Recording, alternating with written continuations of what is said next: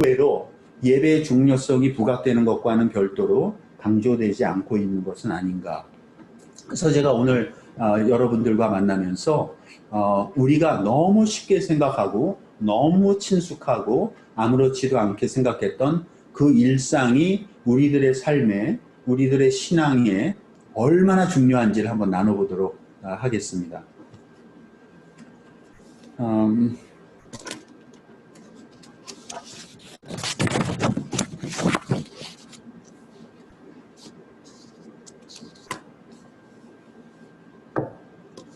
우리들에게 일상이란 무슨 뜻인가부터 한번 여쭤보도록 하겠습니다.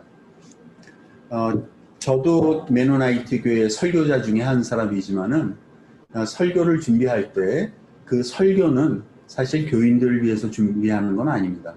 저를 위한 설교입니다. 제가 못한 부분, 제가 필요한 부분을 설교하게 돼 있거든요. 마찬가지로 제가 일상을 가져왔다는 것은 제가 아마 여기 계신 여러분들보다도 일상에 대해서 가장 소홀히 하지 않았나 하는 반성이 있습니다.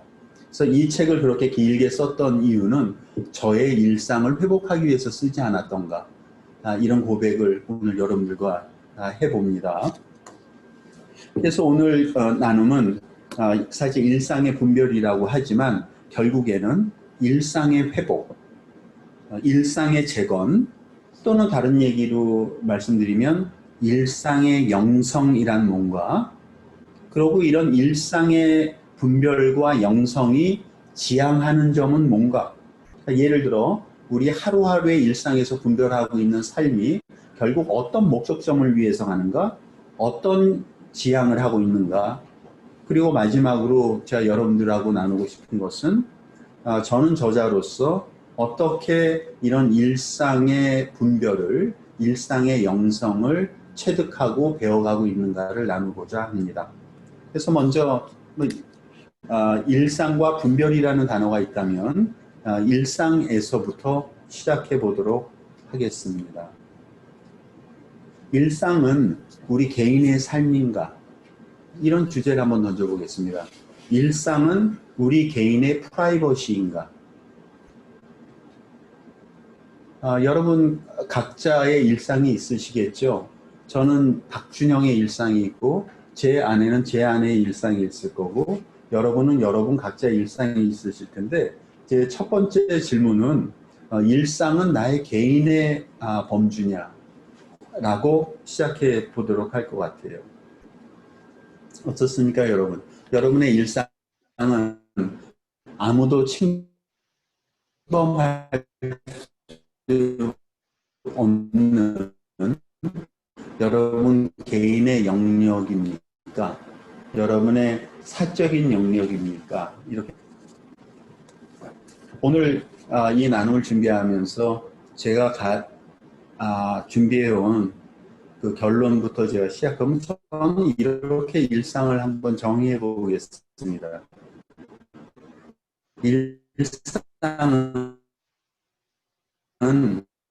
개인의 삶과 영성에서 시작하지만 그래서 답하고 행동함으로써 전진 기지이다.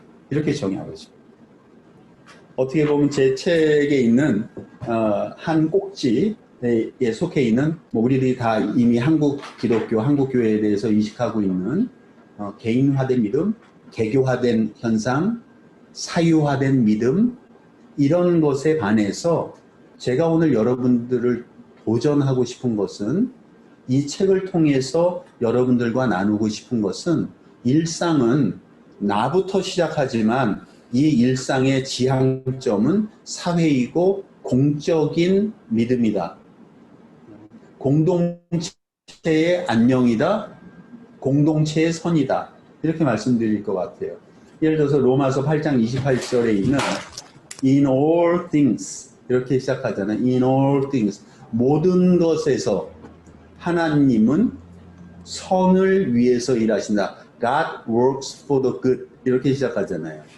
물론 이제 NIV의 번역본에는 모든 것이 협력하여 선을 이룬다라고 했을 때, 모든 것이 협력해서 이루는 것에 주어가 되느냐, 라는 궁금증을 갖게 되는데 원본은 그렇지 않지 않습니까? God works for the good 이렇게 되어 있잖아요. In all things. 거기서 in all things라는 건 나쁜 것, 좋은 것, 악적인 것, 선적인 것 모든 것을 통해서 결국 하나님은 우리에게 하나님의 부름을 받은 우리들에게 하나님의 목적대로 세워진 우리들에게 하나님은 우리들을 선으로 이끄신다는 게 그 말씀 아닙니까? 마찬가지로 in all things 하나님이 우리를 하나님의 선으로 인도하신다는 게 로마서 8장 일상의 분별도 결국은 하나님의 선에 동참하는 행위이기 때문에 그것이 개인의 삶과 프라이버시와 아무에게도 털어놓지 않은 은밀한 내적인 공간이 아닌 동시대적인 질문에 대해서 답하고 반응함으로써 공적 세상에 헌신해 나가는 기초가 된다는 것. 그러니 결국 이 한 개인의 영성이 개인의 분별이 세상과 연결되지 않고 사회적인 믿음과 연결되지 않는다면 그것이야말로 대한민국에서 가장 많이 사용하는 이 이단성이 가장 농후한 믿음이 아닌가 이렇게 도전하고 싶습니다. 그래서 오늘 이제 여러분들과 나누는 여러 단어적인 맥락에서 세 단어를 특히 강조할 것 같아요. 우리들의 일상성에 대한 검토, 개인의 영성이라고 치자고요. 박준영의 영성이라고 치자고요. 여러분 공동체가 가지고 있는 영성이라고 치자고요. 일상성에 우리들의 동시대적인 믿음에 대한 검토. 우리는 과연 21세기를 사는 동시대적인 믿음을 가지고 있는 1000년, 5000년의 레위기 시대를 살고 있는가 고민해 보셨습니까? 예수님이 안식일에 예수님의 제자되는 모습, 그 다음에 안식일에 손 마른 자를 피는 모습, 이게 제가 오늘 묵상한 모습인데요. 묵상한 내용인데 요일은 안식일이 아니었습니까? 쓸 수 없는 개념 아닙니까? 그것을 깬 것이 예수님 아닙니까? 예수님이 다윗의 예를 들었지 않습니까? 그들은 배고플 때 어떻게 했느냐? 배고픈 것, 지금 내가 마주하고 있는 여러분들의 필요, 절실한 요구에 반응하는 훈련, 이게 동시대적인 거 아닙니까? 그래서 제가 두 번째 단어는, 첫 번째는 우리들의 일상성에 대한 검토가 돼야 되겠다. 두 번째는 우리는 과연 동시대적인 그리스도인인가 검토해야 된다. 세 번째는 공적인 믿음에 대한 제고. 우리들의 믿음이 나 자신의 개인의 믿음으로 끝나는 것인가? 나 구원 받았네? 감사합니다. 아멘. 으로 끝나는 건지 나의 믿음이 사회적, 공적, 공동체적 하나님의 선으로 가고 있는지에 대한 검토. 그래서 제 이 책은 여러 항목들로 나눠져 있고 많은 문제점들에 지적하고 있지만은 결국에 제 책을 읽으신 분들에게 제가 바라는 분명한 세 가지의 단어는 일상성에 대한 검토, 두 번째 동시대적인 믿음에 대한 검토, 세 번째는 공적인 믿음에 대한 검토. 그리고 결국 이 세 가지의 동시성과 일상성과 공적성이 한 군데로 모아지는 그 기초가 결국 우리의 일상이라는 겁니다. 그러니 결국 일상은 저에게 주어진 24시간이지만 저에게 주어진 하루지만 저에게 주어진 365일이지만 이 일상이 담고 있는 세계라고 하는 것은 동시대적인 문제, 사회적인 요구, 필요로 하는 자들에 대한 반응, 성찰과 행동이 전부 어우러져 있는 결국 저 하나는 하나의 소우주라는 것. 여기 계신 여러분들, 줌에 참가하신 여러분들 각자는 한 명의 소우주라는 것. 제가 좀 더 부연해서 여러분들과 첫 번째 일상성에 관한 부분, 그 다음에 동시대성에 관한 부분, 세 번째는 공공성, 공적성에 대한 부분. 이 세 단어에 대해서 조금 더 깊이 들어간 다음에 여러분들에게 질문을 받고 나눌 수 있는 그런 기회를 삼도록 하겠습니다. 한 가지 이제 줌으로 참가하신 여러분들, 저 역시 이런 줌으로 또는 하이브리드로 줌과 앞에 계신 여러분들을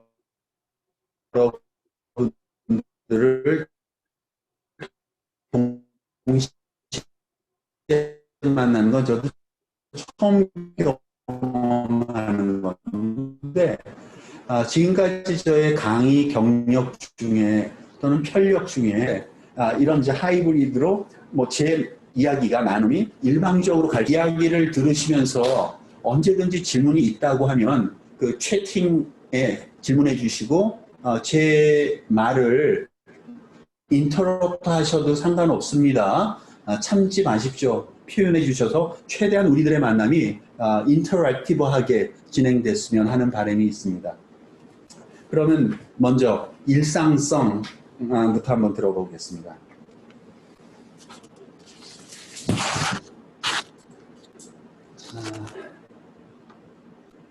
저는 이제 곧 있으면 60이 되어 가는데요.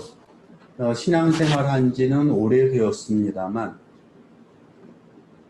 예전 신학을 하기 전과 후를 한번 비교해 보자면, 또는 제가 조금 더 젊었을 30대, 40대와 지금 이제 50 후반을 비교해 봤을 때 가장 큰 깨달음은 이런 것 같습니다. 가장 위대한 분별은 뭘까? 가장 위대한 신앙은 뭘까? 고민해 보셨겠죠, 여러분들도요. 그러면서 저는 이렇게 결론을 오늘부로 내렸습니다. 가장 위대한 신앙은 가장 스펙타클하고 극적인 변화가 아니라 평범한 일상의 분별, 즉 오늘 하루의 충만함, 오늘 하루의 진실함, 오늘 하루의 온전함의 추구에 있다. 이런 생각을 해봐요. 그리고 특별히 이런 저의 소소한 겸손한 깨달음을 준 것은 우리 메노나이트 선조들, 우리 애나베티스트 선조들의 신앙에서 그 깨달음이 오지 않았는가. 제가 지금까지 메노나이트가 된 지 16년, 메노나이트 교인이 된 지 16년이 되었는데요. 16년이 되면서 여러 메노나이트 교회를 다녔던 것 같습니다만, 한결같이 이 메노나이트 교회, 저 메노나이트 교회, 미국에 있는 교회, 캐나다에 있는 교회를 전전하면서 배운 한 가지 일관된 깨달음은 메노나이트 선배들이 보여준 것은 평범한 일상을 살아내는 방법에 있다. 이런 생각이 들어요. 운동이 시작될 때 무슨 신학적인 기초가 있었습니까? 없었습니다. 어떻게 보면 중저층이었어요. 그래서 당시에 오히려 캐톨릭이나 또 다른 개신교 개혁 쪽에 있는 목회자와 신학자들과의 토론도 많았었을 때 어떻게 보면 아나베티스 선조들의 신학적, 성경적 디베이터빌리티, 다툼의 능력은 저는 오히려 떨어지지 않았나 그런 생각이 듭니다. 그들이 보여줬던 거는 500년 전도 그렇고 지금도 그렇고 그들의 삶에 있지 않았었나는 깨달음을 보면서 저 역시 제가 20대 말 30대까지 다녔던 삼성 시절, 그 다음에 미국의 대학원 공부하러 갔던 시절, 그러고 한때 유엔에 들어가겠다고 공부했던 시절, 그것이 불과 지금으로부터 뭐 18년, 15년 전이라고 하면 그때와 지금에 달라진 것은 그리고 제가 배우고자 하는 것은 하루를 충만하게 살아내는 사람들의 모습이지 더 대단한 일을 꿈꾸고 더 물질적인 완성이며 그런 것들, 뭐 그것이 교회의 부흥이라고 할까요? 뭐 가정의 발전이라고 할까요? 하는 materialize 된 물질화된 폼에서 점점 더 느끼는 것은 하루 24시간을 아무도 간섭받지 않는 공간이라고 느끼는 나만의 공간 속에서 얼마나 진실되게 살아낼 것인가 하는 부분이 저한테는 가장 큰 고민이 됐습니다. 그러니 어떻게 보면 이미 여러분들은 그런 삶을 살아내고 계시다면 이 책은 안 보셔도 되지 않을까 라는 생각이 들어서, 흔히 우리들이 영어로 얘기하면 이러잖아요. Live a life to the fullest 이런 말 쓰거든요. 한 라이프를 살고 하루를 사는데 to the fullest라는 건 꽉 차게라고 하는 건 온전함, 을 포함하고 있는 거 아닙니까? 과연 그런 것들의 기초가 무엇일까를 고민하게 되고, 그런 삶이, 그런 이야기는 들어보셨는지 모르겠어요. 우리가 만약 개신교인이라면 수덕의 삶 이런 거 들어보셨습니까 혹시? 예, 덕을 쌓는 생활. 만약에 제가 이런 단어를 쓰면 저한테 너는 펠라기니언, 펠라기우스의 후예자가 아니야 이렇게 반박하실 수도 있어요. 만약에 행위를 강조하면 오해받지 않습니까? 근데 저는 행위를 많이 강조하고 싶습니다. 오히려 우리는 오히려 영적인 무덤에 갇혀 있는 건 아니지 이런 생각도 들고요. 때로는 영적인 것과 물리적인 것의 균형을 맞추는 게 중요하다면은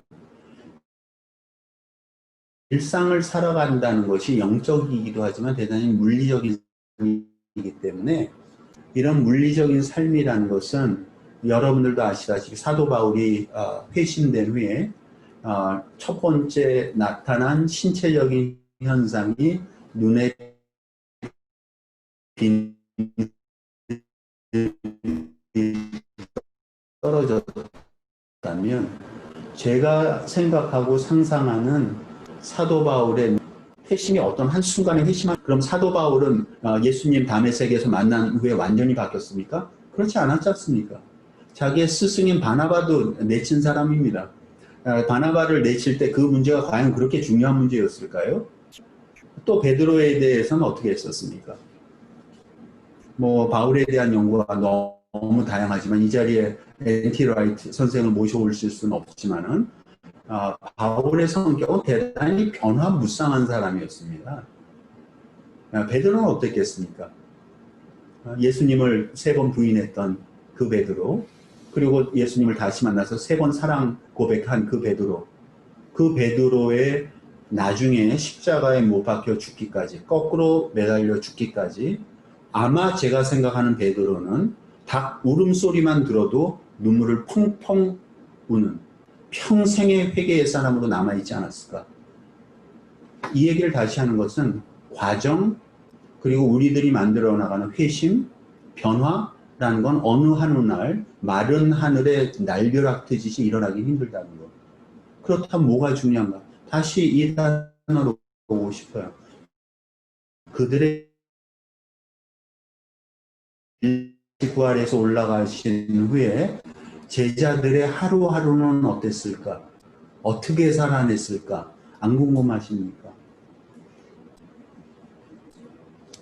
사실 말씀드려서 제가 이제 여러분들 좀 더 구체적으로 우리의 본보기이신 주 예수 그리스도를 우리의 본보기로 보기로 여러분에게 나눈다면, 여러분들 예수님의 말씀, 예수님의 삶을 묵상하시면서 어떤 장면을 묵상하셨는지 궁금해요. 긴 얘기를 줄여서 일상의 렌즈를 가져와서 이렇게 여쭤보고 싶어요. 여러분은 예수님의 공생의 이전의 삶에 대해서는 얼마나 관심 많으십니까? 30세 이전의 삶에 대해서는 어떤 사실을 알고 계십니까? 성경에는 얼마나 이전의 삶에 대해서,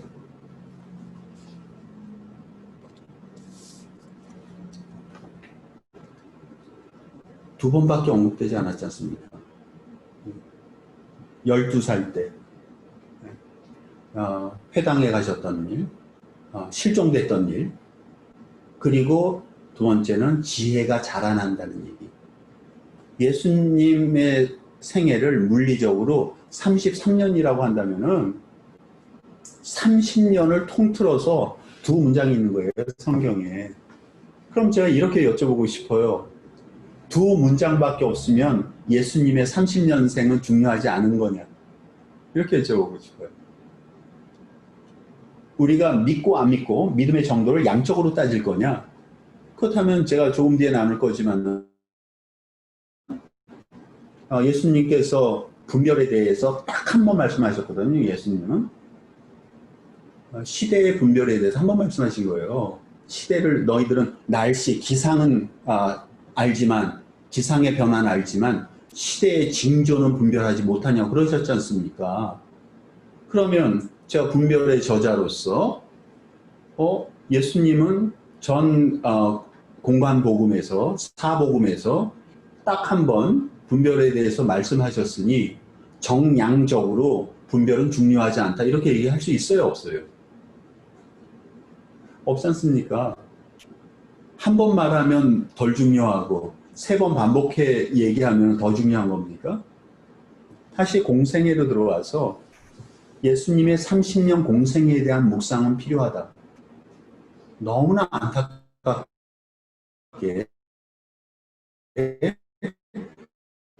우리는 예수년 공생애 전의 삶에 대해서는 많이 읽을 때마다 사도신경 외우지 않습니까? 사도신경이 예수님의 공생에 대한 언급도 없습니다. 거기는 예수님의 탄생, 죽음, 고난, 죽음, 부활이에요. 그건 너무 초스피드지 않습니까? 그러니 어떻게 보면 메노나이트적인 고백, 제가 속해 있는 아나베티스적인 고백으로 하면 물론 그런 교회도 있습니다. 메노나이트 교회에. 예수님 공생에 대한 언급 필요하다고 생각합니다.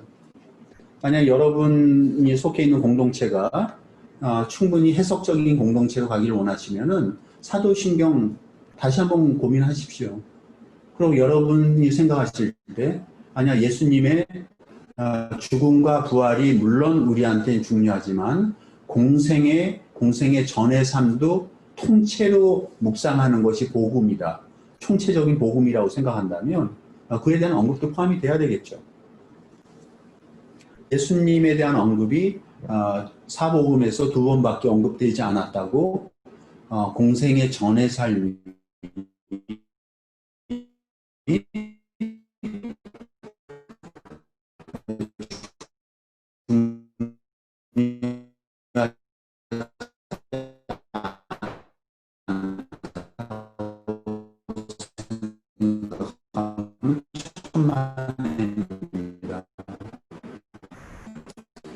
그러면서 이렇게 한번 여러분들에게 오늘 이 자리에 참석하신 누가 있었을까?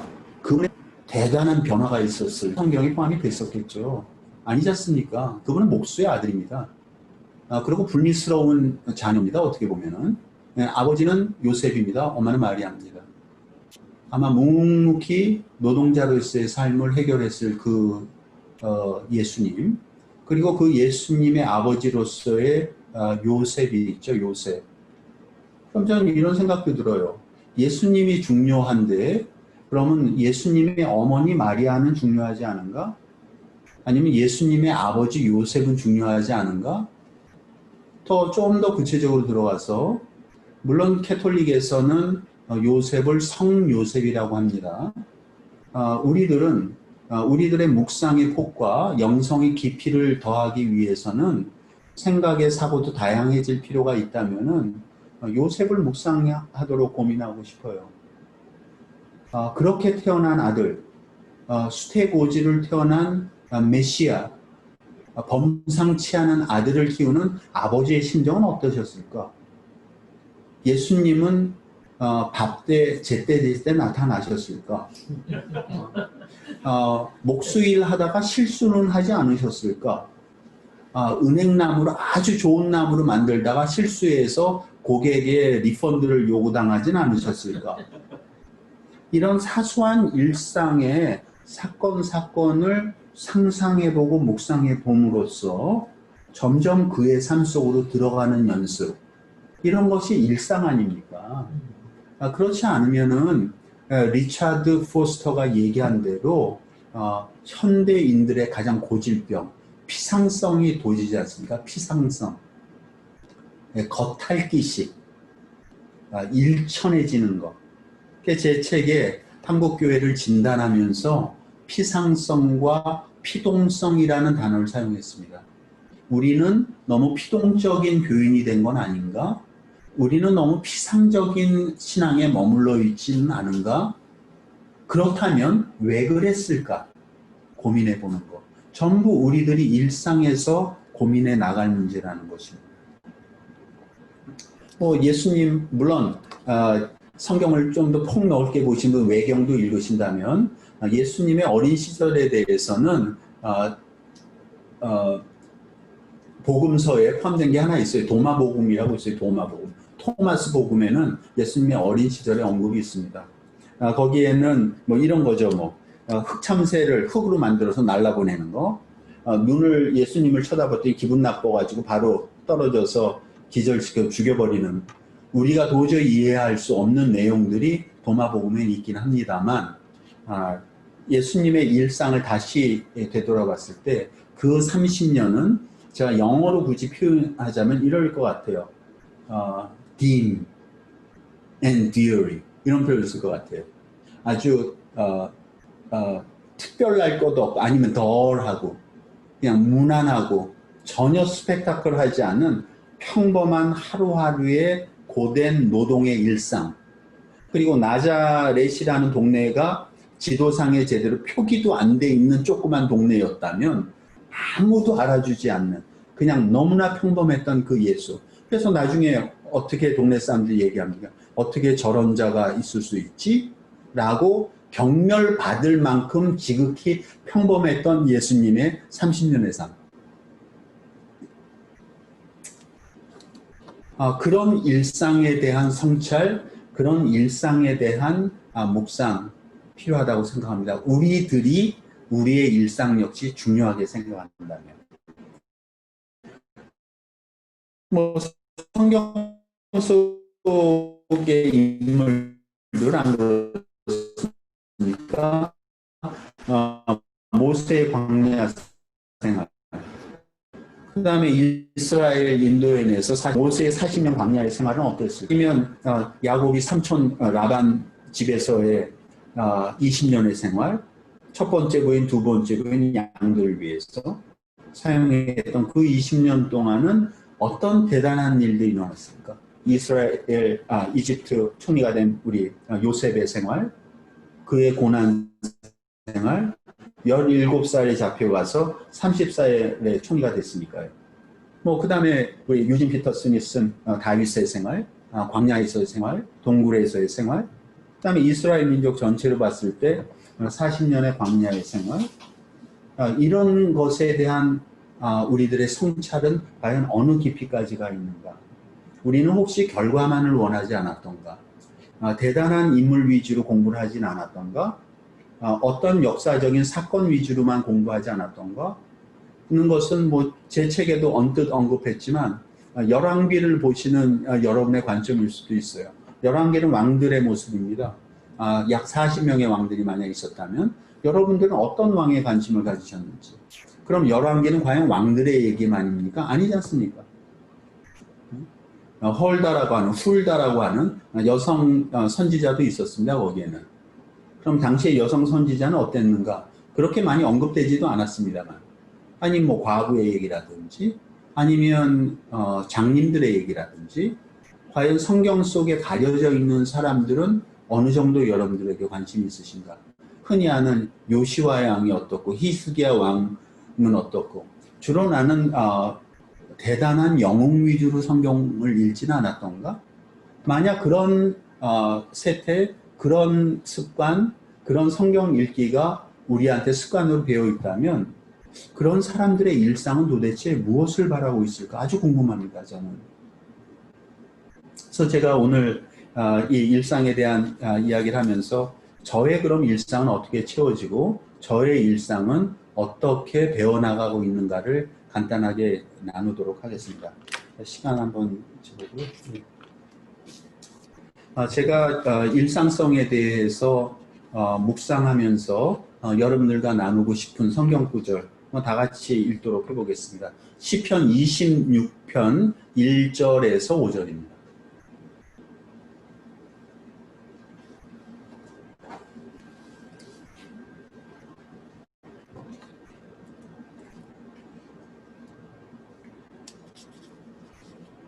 제가 대신 읽도록 하겠습니다. 여호와여, 내가 흠없이 살고 흔들림이 없이 주를 의지하였습니다. 나에게 죄가 없음을 인정해 주소서. 여호와여, 나를 살피시고 시험하셔서 내 마음의 생각과 동기를 알아보소서.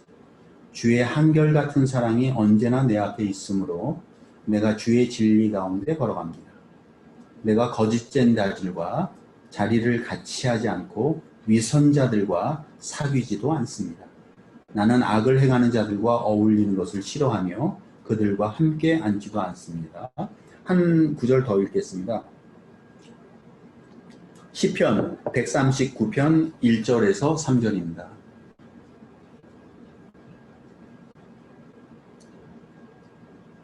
시편 139편 1절에서 3절. 여호와여, 주는 나를 살피셨으니 나에 관한 모든 것을 알고 계십니다. 주께서는 내가 앉고 일어서는 것을 아시며 멀리서도 내 생각을 꿰뚫어 보시고 내가 일하고 쉬는 것을 다 보고 계시며 나의 행동을 잘 알고 계십니다.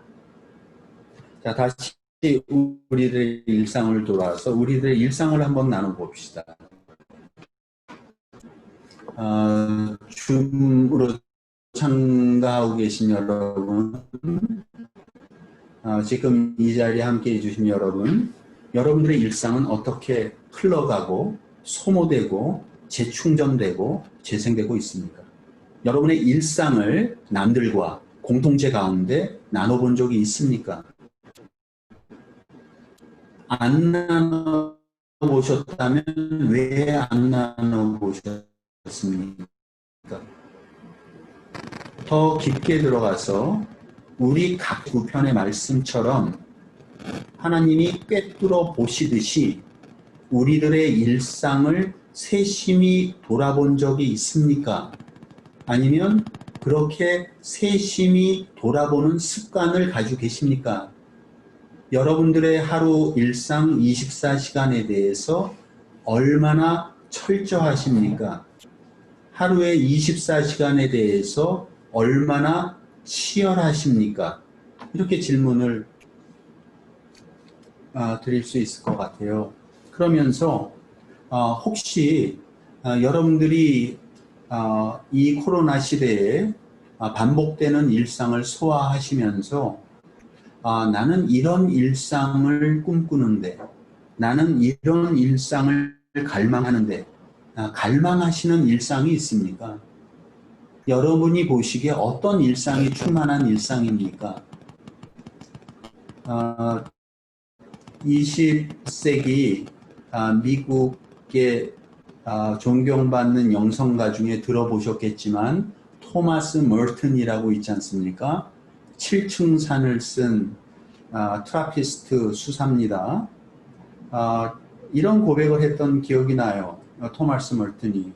우리 마치 바울의 고백과 같은 것 같아요. 하나님, 저는 하나님이 원하시는데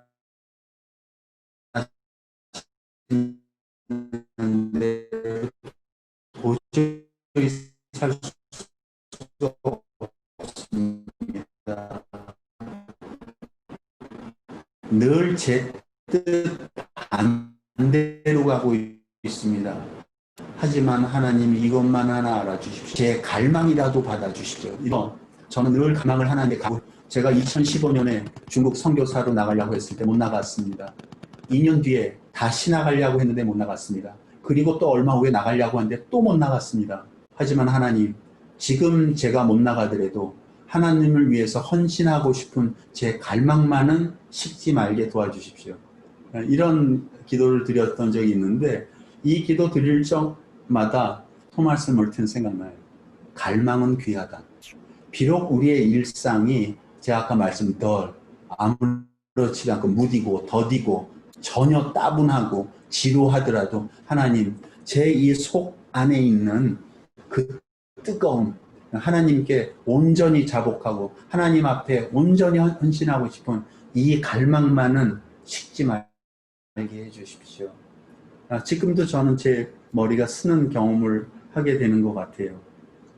여러분은 어떤 일상을 갈망하십니까? 어떤 일상이 정말 하나님 보시기에 좋은 일상입니까? 아니면 여러분 스스로 일상의 창조자가 되십니까? 우리가 배움의 형식에 배워서 따라가는 방식이 있고 스스로 경험하면서 만드는 스타일이 있다고 하면 여러분들은 어느 경험입니까? 하지만 성경에 예수님께서 말씀하시기를 제자가 스승보다는 낫지 않다라고 말씀하시면서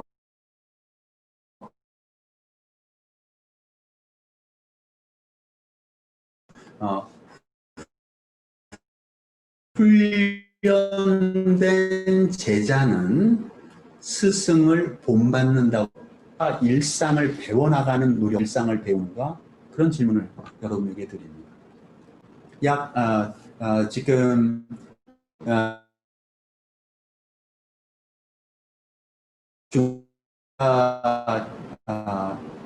줌이기 때문에 지루한 시간이 더 길어질 수 있으니 30초를 퍼즈, 사일런스를 요청하면서 30초 동안 한번 여러분의 일상을 카메라 필름 돌아가듯이 한번 생각해 보셨으면 좋겠어요. 자, 첫 번째, 묵상합시다. 나의 일상, 나의 하루는 어떻게 채워지고 있는가? 스스로 한번 돌아보십시오. 30초를 세겠습니다.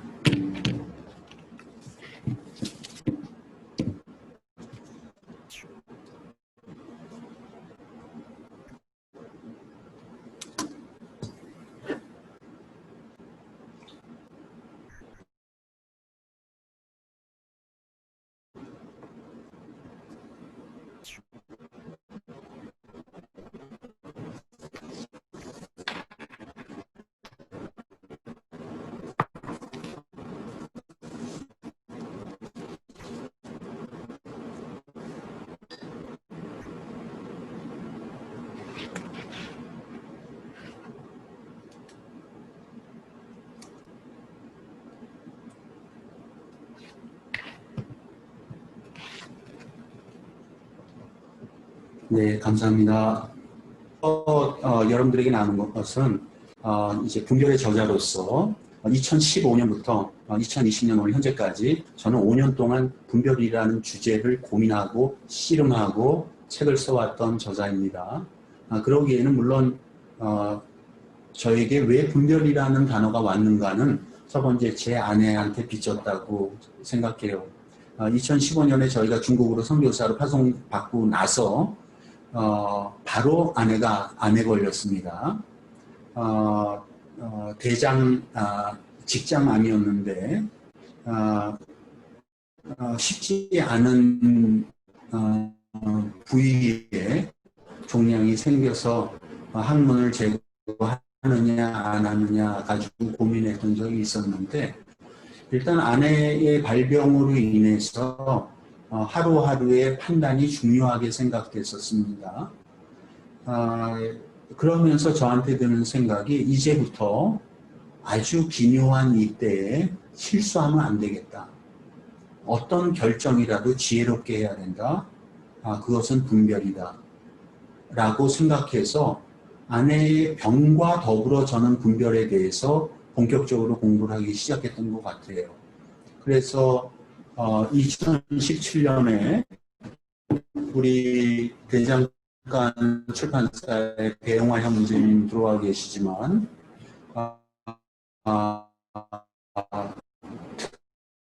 특별히 허락해 주셔서 독자들을 괴롭히는 의미에서 약 500페이지에 달하는 분별이다.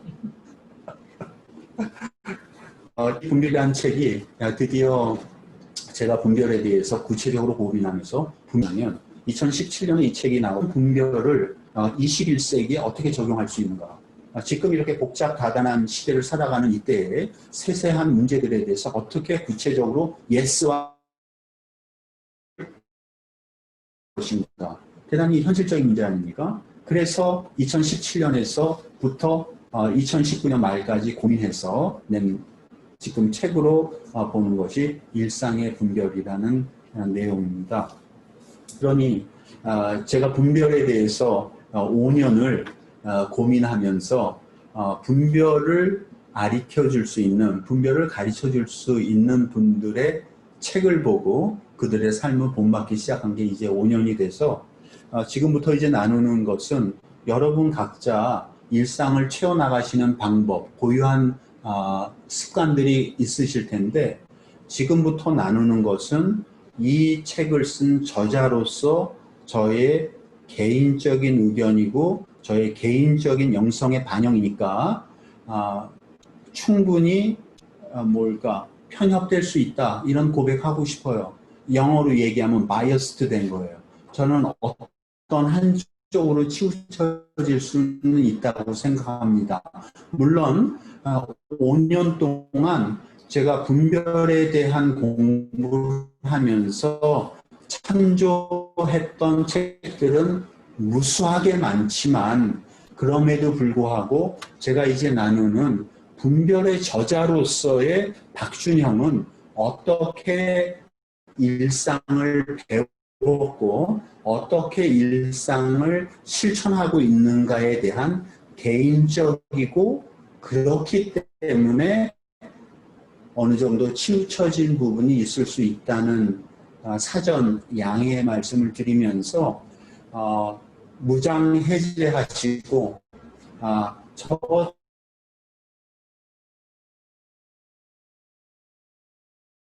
견실함, 정직함을 알려준 자들은 첫 번째 제가 시작하고 싶은 사람들은 성인들의 삶입니다. 글쎄 모르겠어요. 아까 모두에 말씀드렸지만 러닝 스타일, 배우는 스타일은 여러 가지가 있지만 저에게는 이제 특히 신학 공부를 한 다음부터는 모르는 부분이 있으면 배워야 한다는 생각이 먼저 들어요. 그래서 역사적으로 기독교 2000년 역사를 보면서 어떤 사람들의 삶을 본받을까라는 관점에서 접근하게 되지요. 물론 하루하루 잊지 말아야 될 건 예수님의 삶과 말씀이나 제가 지금 갖는 것은 지금 앞에 계신 여러분들이 저의 증인들로 오셨다면 우리들을 둘러싸고 있는 중보자, 증인들은 많을수록 더 단단하다라는 믿음을 갖고 있기 때문에 늘 배울 자를 찾는 마음은 여전합니다. 그런 면에서 여러분들에게 저가 특별히 본받기를 바라는 몇 성인만 소개해 보도록 하겠습니다.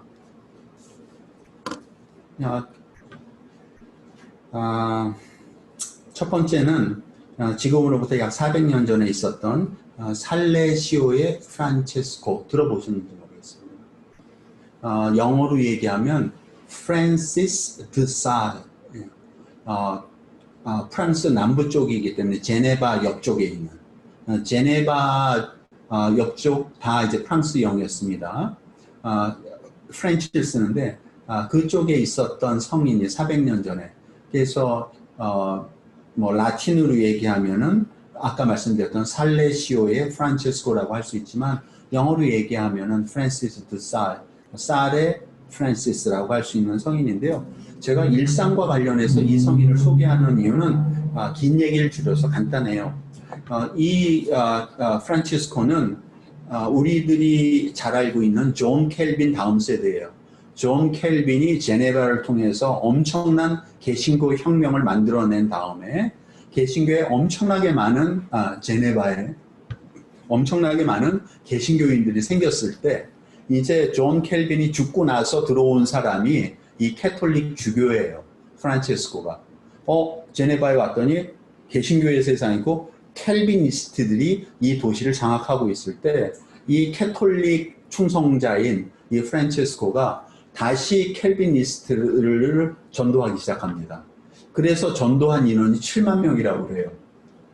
그래서 다시 캐톨릭으로 데려갑니다. 근데 이 사람은 법학 박사이기도 했고 달변이기도 했고 키도 크고 핸섬하고 대단한 사람이었어요. 그런데 이 살레시오가 프란체스코 성인이 너무나 교회적으로는 훌륭한 사람이 되었는데 자기 스스로를 볼 때 부끄러운 게 하나가 있었어요. 그 고백은 뭐냐면 나는 온유하지는 않다 이겁니다. 그러면서 예수님이 다시 여러분들에게 상기시켜 드리는 건 우리가 예수님한테 배울 수 있는 성품이 뭡니까? 성경에 뭐라고 써 있습니까? 나에게로 와서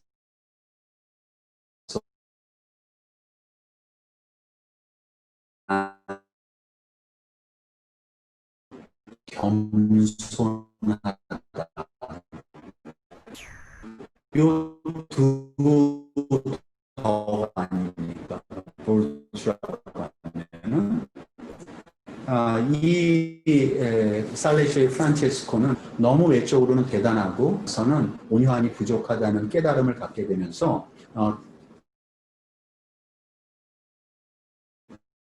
20년 이상을 노력했다고 해요. 온유하기 위해서. 그래서 세월이 흘렀습니다. 그랬더니 드디어 이분의 별명이 생겼습니다.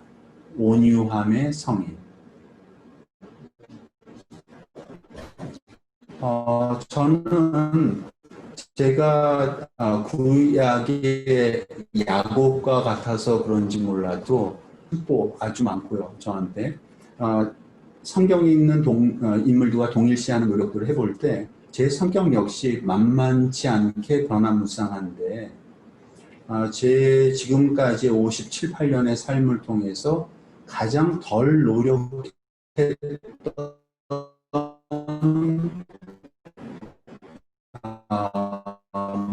모습이 온유함이지 않는가. 그러면서 저는 이 프란체스코 성인을 제 마음에 두면서 동일한 기도를 합니다. 온유함을 허락하여 주시옵소서. 그 온유함은 예수님이 나에게 와서 배우라고 하는 그 성품, 그것은 온유함이다.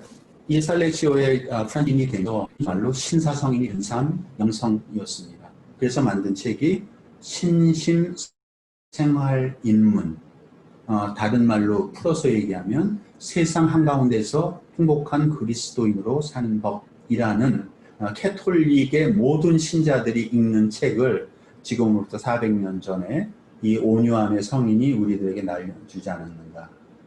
그래서 제가 첫 번째 본받기를 바라는 이 성인의 성품은 예수님을 본받아 온유함에 있었고, 그런 온유함의 성격과 덕을 체화하기 위해서 20년을 염두에 두고 성찰했던 이 성인의 모습, 저에게는 아주 중요하다고 말씀드릴 수 있을 것 같고요. 그 다음에 여러분들도 잘 아시고 개신교 전통에서도 충분히 알려져 있는 로렌스 형제는 아시지 않습니까? 많이 들어보시지 않았습니까? 우리 두란노에서 나온 하나님의 임재 연습이라고 나온 이 평수사 로렌스는 역시 한 400년 전 사람입니다만 이 사람은 평수사였습니다. 그리고 그 하나님의 임재 연습이란 책에서 알려주다시피 사소한 일을 도맡아서 했습니다. 뭐 음식 만드는 것도 했고요. 부엌 담당했고 식료품 담당했고요. 신발 수선실에도 있었고. 그러면서 이렇게 얘기하죠. 그는 평생 수도원에서 허드렛 일을 하며 살다가 77년 되자 하나님의 부르심을 입었다는 얘기예요. 다시 우리들이 다시 이 로렌스 신부를 기억하는 것은 이 사람의 위대함이 아니었지 않습니까? 이 사람의 일상성을 배우기 위해서 우리들은 이분의 책을 봅니다. 그러면서 이 로렌스 형제가 이렇게 얘기하지 않습니까? 우리의 성화는 우리가 추구하는 활동을 이것에서 저것으로 바꾸는 데 달려있는 게 아니다. 그러니 이건 제 부제입니다. 그러니 일 쫓아다니지 말라, 이런 말씀이잖아요. 그러면서 이분이 말씀하시기를 우리가 그 활동들을 자기 자신이 아닌 하나님을 위해서 하는 데 있다고 로렌스 형제는 말했다. 어떤 활동이 하나님 위해서 한다. 그러면서 로렌스 형제가 터득한 하나님과 대화하기 위한 가장 효과적인 방법은 자신의 평범한 일상사를 단순하게 꾸준히 해나가는 것이다. 이러잖아요. 이 하나님의 임재 연습 수많은 사람들이 봤지만 왜 받겠습니까? 이 사람의 일상을 본받기 위해서 배운 거 아닙니까?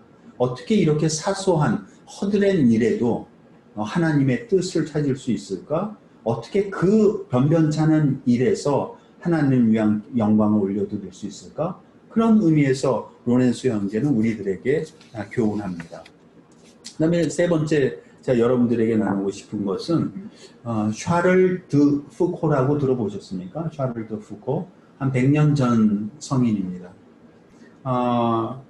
사막의 성인이라고도 하고요. 저는 맨 처음에 샤를 드 푸코를 법정 스님의 무소유라는 책을 보면서 읽었어요. 너무 우스운 얘기일 수 있는데 저는 오히려 제가 신학을 공부하고 사역자가 되기로 결심한 동기 중에 하나가 법정 스님의 무소유였던 것 같아요. 그 책을 보면서 오히려 저 열망은 더 강해졌던 것 같습니다. 제 개인적으로. 근데 그 법정 스님이 샤를 드 푸코를 언급하고 있는 거예요.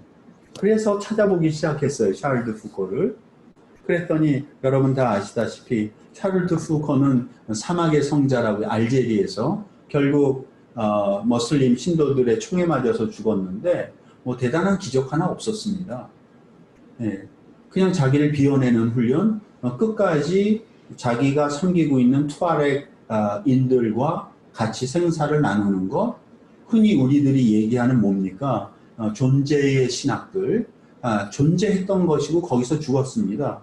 근데 제가 이 샤를 드 푸코를 소개하는 건 물론 이분의 포기의 기도, 기가 막힌 기도의 내용이 있지만 그 기도의 내용을 떠나서 샤를 드 푸코가 만든 수도회를 잠깐 설명하려고 하는 거예요. 이 사람이 만든 수도회가 두 개가 있는데 예수의 작은 형제회, 예수 성심의 작은 자매가 있는데 이 푸코가 살아 생전에 엄청나게 기도하면서 수도회를 만들기로 했지만 계속 실패했습니다. 들어주시지 않았어요, 하나님이. 근데 푸코가 죽고 나서 만들어진 이 두 형제회, 자매회가 생겼는데 잘 생각해 보세요. 왜 예수의 작은 형제회였을까? 왜 예수의 작은 자매였을까? 샤를 드 푸코가 평생을 죽기까지 본받기를 바라는 것은 나자렛의 예수, 무명의 예수, 평범한 예수, 일상의 예수, 노동의 예수, 존재자로서의 예수. 그게 샤를 드 푸코가 본받고자 한 예수님의 모습이에요. 그래서 이 지금 작은 형제가 우리 정동에 가면 캐톨릭 수도회가 따로 만들어져 있죠. 그러면서 이분이 철저히 모방하고 배우고 싶었던 것은 그 나자렛의 험블, 비천한, 겸손한 예수님. 뭐 그 외에 마지막으로 잠깐 소개하고 싶은 건 가장 최근에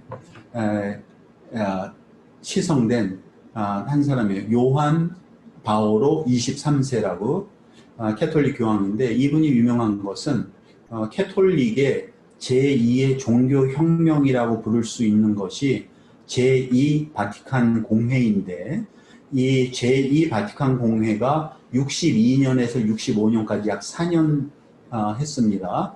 어마어마한 캐톨릭적인 혁명이 일어났습니다. 평신도의 위치가 올라가고 사제의 자리가 공유가 되고 현지인들의 현지 문화에 대한 이해가 수용되고 대단한 개혁이 그 제2 바티칸 공회에 됐는데 그 바티칸 공의회를 시작한 교황이에요. 근데 이 사람이 이 공회 시작할 때의 나이가 77세였고요. 교황 되자마자 100일도 안 돼서 선포했습니다. 제2 바티칸 공회를. 그리고 시작하고 죽은 사람이에요, 결국에는. 근데 제가 요한 바오로 23세를 소개하는 것은 이 사람의 교황되기 77세 이전의 삶은 지극히 평범했던 신부였다는 것. 그리고 개신교인이건 뭐 캐톨릭 교인이건 이 교황이 쓴 자서전 대단히 유명한데 제목이 Journal of a Soul, 한국말로 얘기하면은 영혼의 일기, 영혼의 자서전이라고 되어 있을 텐데 이분이 쓴 이 일기가 14살부터 써서 죽기 전 82세까지 썼으니까 60년 이상을 쓴 일기책이에요. 이분의 이 영혼의 일기라는 일기를 보면 대단히 스펙터클한 내용이 하나도 없습니다. 하루하루의 고난이에요. 하루하루의 느낌이에요. 하루하루의 헌신이에요. 이걸 보면서 제가 느낀 건 어떻게 60년 이상을 한결같이 하나님이 보시는 앞에서 자기 고백을 할 수 있을까? 이러한 일상성의 위대함을 내가 어떻게 배울 수 있을까?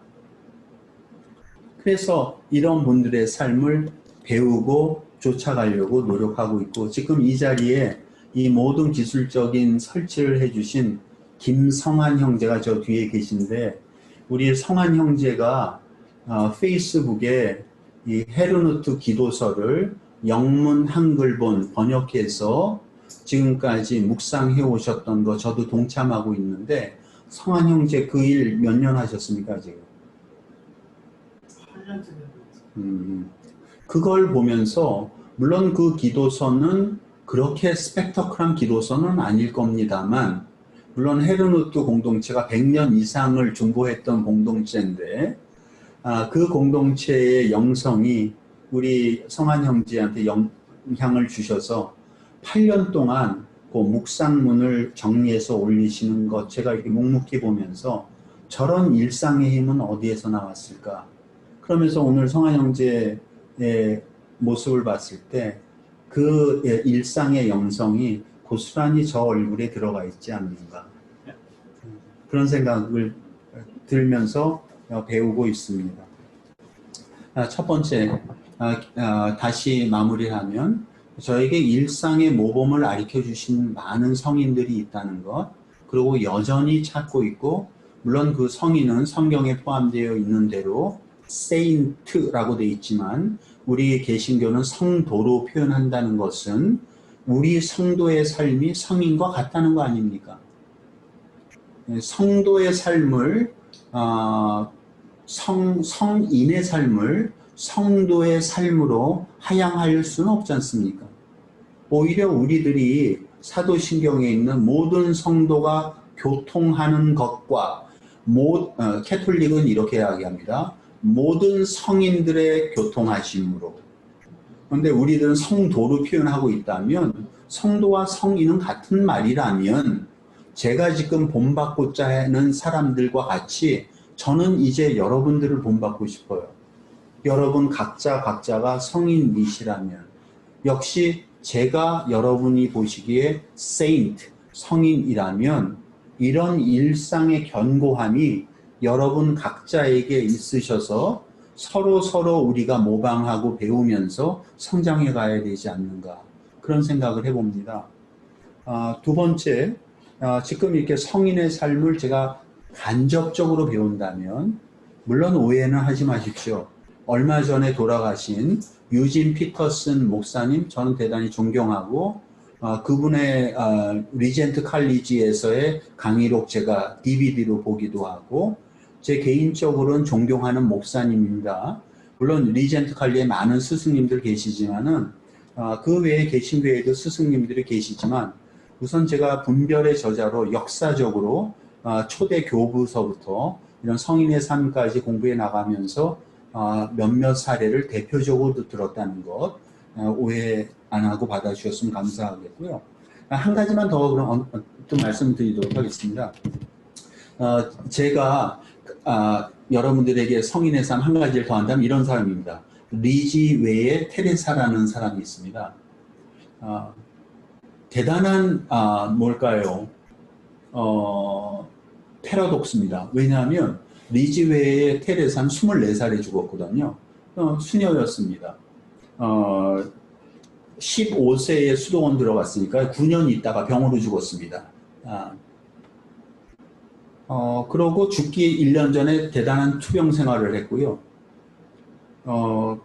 많은 성인 역사 중에 캐톨릭은 성인 되면 여러 가지 원칙이 있어야 돼요. 기적의 역사가 있어야 되고 대단한 특별한 점이 있었을 때 성인으로 시성을 하게 되는데 이 리지웨의 테레사는 기적이 한 번도 없는 평범한 처녀 수녀예요. 그런데 너무 재미난 것은 이 세상에 수많은 영성가들이 전부 이 처녀의 영성을 배우고 있거든요. 대단하지 않습니까? 이 수녀의 24살 처녀의 영성은 도대체 어땠을까? 네, 하루하루를 가장 충만하게 살고 하나님 앞에 정직한 삶을 보여준 것.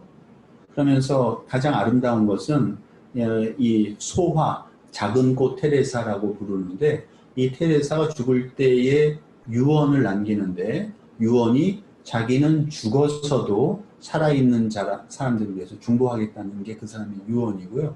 실제로 이제 테레사 수녀가 죽고 나서 캐톨릭에서는 쓰는 표현이 통공이라고 그래요. 성인들이 우리를 위해서 기도해주는 중보를 통공이라는 표현을 쓰는데 이 테레사 수녀에게 중보를 요청한 사람들의 원이 들어졌던 경우들.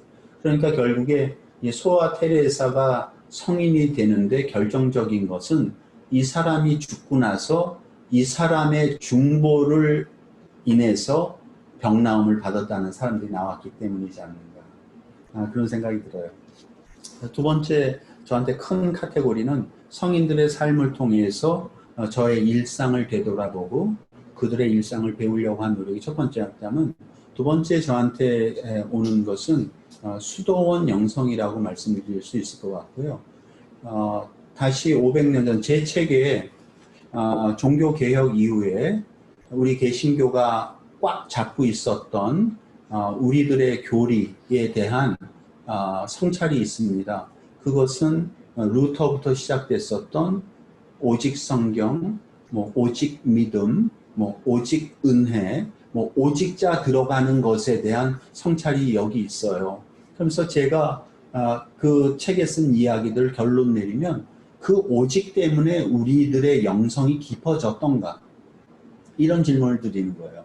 우리들은 오직 예수로, 오직 성경으로, 오직 믿음으로 지금까지 버텨왔는데 그런 여러분들의 영성은 얼마나 깊어지셨는가?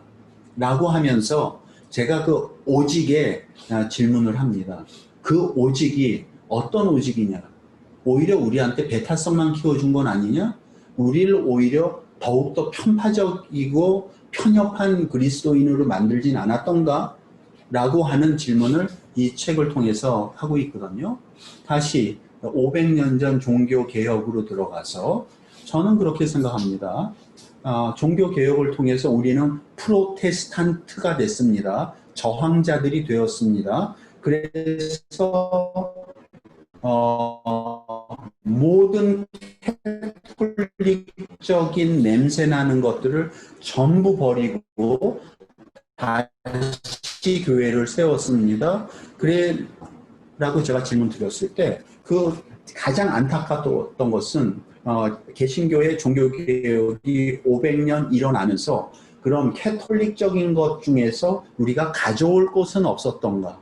귀한 전통은 없었던가? 지난 예수님 사후 1500년 동안 그들이 쌓아왔던 전통 중에서 우리가 건질 것은 없었던가?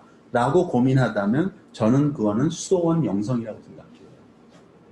제가 만난 개신교인들, 제가 교제해온 개신교인들은 아직까지 수도원을 잘 모르거나 수도원을 방문 안 하거나 또 오히려 심한 경우는 수도원을 되게 우습게 생각한다는 거. 그러면서 이렇게 얘기를 해요. 저들이 세상을 뭘 알아?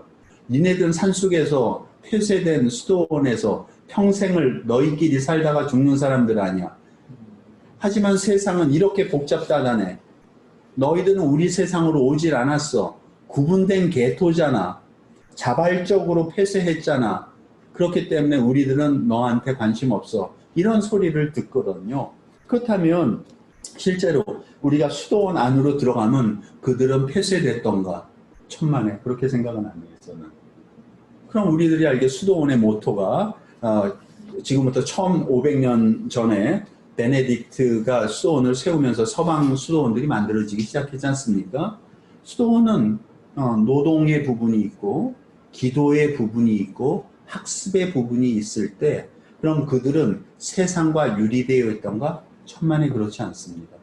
네, 그들도 선교를 하고요. 그들도 중보를 하고요. 중보는 선교가 아닙니까?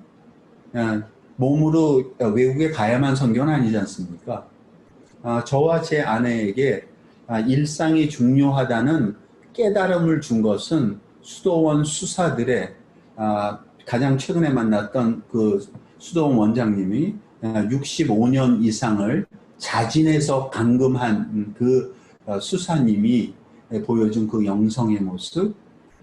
제가 리젠트 칼리지에서 과목 수강할 때 평신도 신학으로 유명한 폴 스티븐스 교수가 제가 살고 있는 옆 동네에 베네딕트 수도원에서 목회자들을 위한 과정을 열었을 때 저와 제 아내가 참석해서 그 수도원에서 며칠 같이 생활했을 때 그 원장 수사님 80 중반 됐는데 그분이 식당 청소를 하고 있는 모습, 그분이 왜 거기에 자진해서 폐쇄됐는가를 나눌 때 그 모습은 저희한테 대단한 겸손함을 선사해 주시거든요.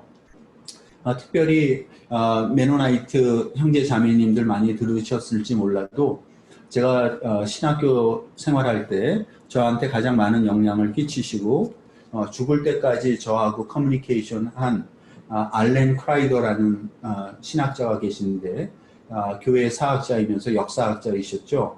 알렌 크라이더 선생이 저의 멘토로서 저한테 준 한 책이 베네딕트의 룰이라는 책이었어요.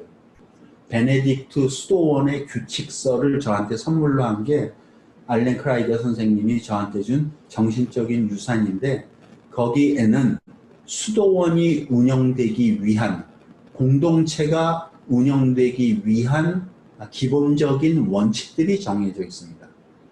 어떻게 해야 전혀 이질적인 사람들이 공동체를 이루면서 평화롭게 살아갈 수 있는가가 그 원칙서에 있었거든요. 그럼 수도원의 생활이라는 것은 이렇게 말씀드릴 수 있을 것 같아요. 새벽부터 밤 9시, 10시 잘 때까지 하루 7번 기도회를 합니다. 틈틈이 노동을 합니다. 자급자족해야 되기 때문에 틈틈이 학습합니다. 그것이 일상의 전부입니다. 수도원, 우리들이 알고 있는 헨리 나우엔이 다녔던 수도원, 그래서 저도 가보긴 하죠. 뉴욕 북주에 있는 제네시 수도원, 그 헨리 나우엔이 쓴 제네시 일기, 거기서 어떤 영성이 만들어졌는가 가서 확인하고 싶어서 가보고요.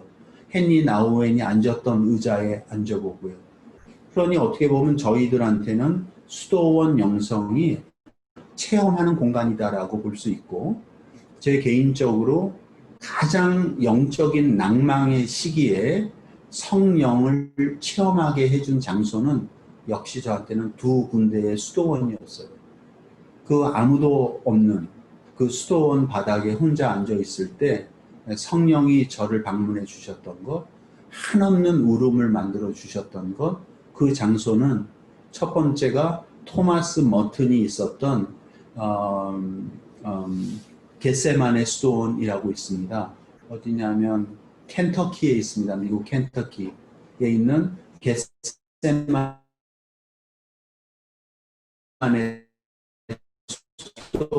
수도원에서의 성령의 체험, 그 다음에 저희 옆 동네에 있는 베네딕트 수도원에서의 제 집을 방문할 기회가 있으면 제가 여러분들을 제가 성령을 체험했던 그 수도원으로 꼭 안내해드리고 싶어요.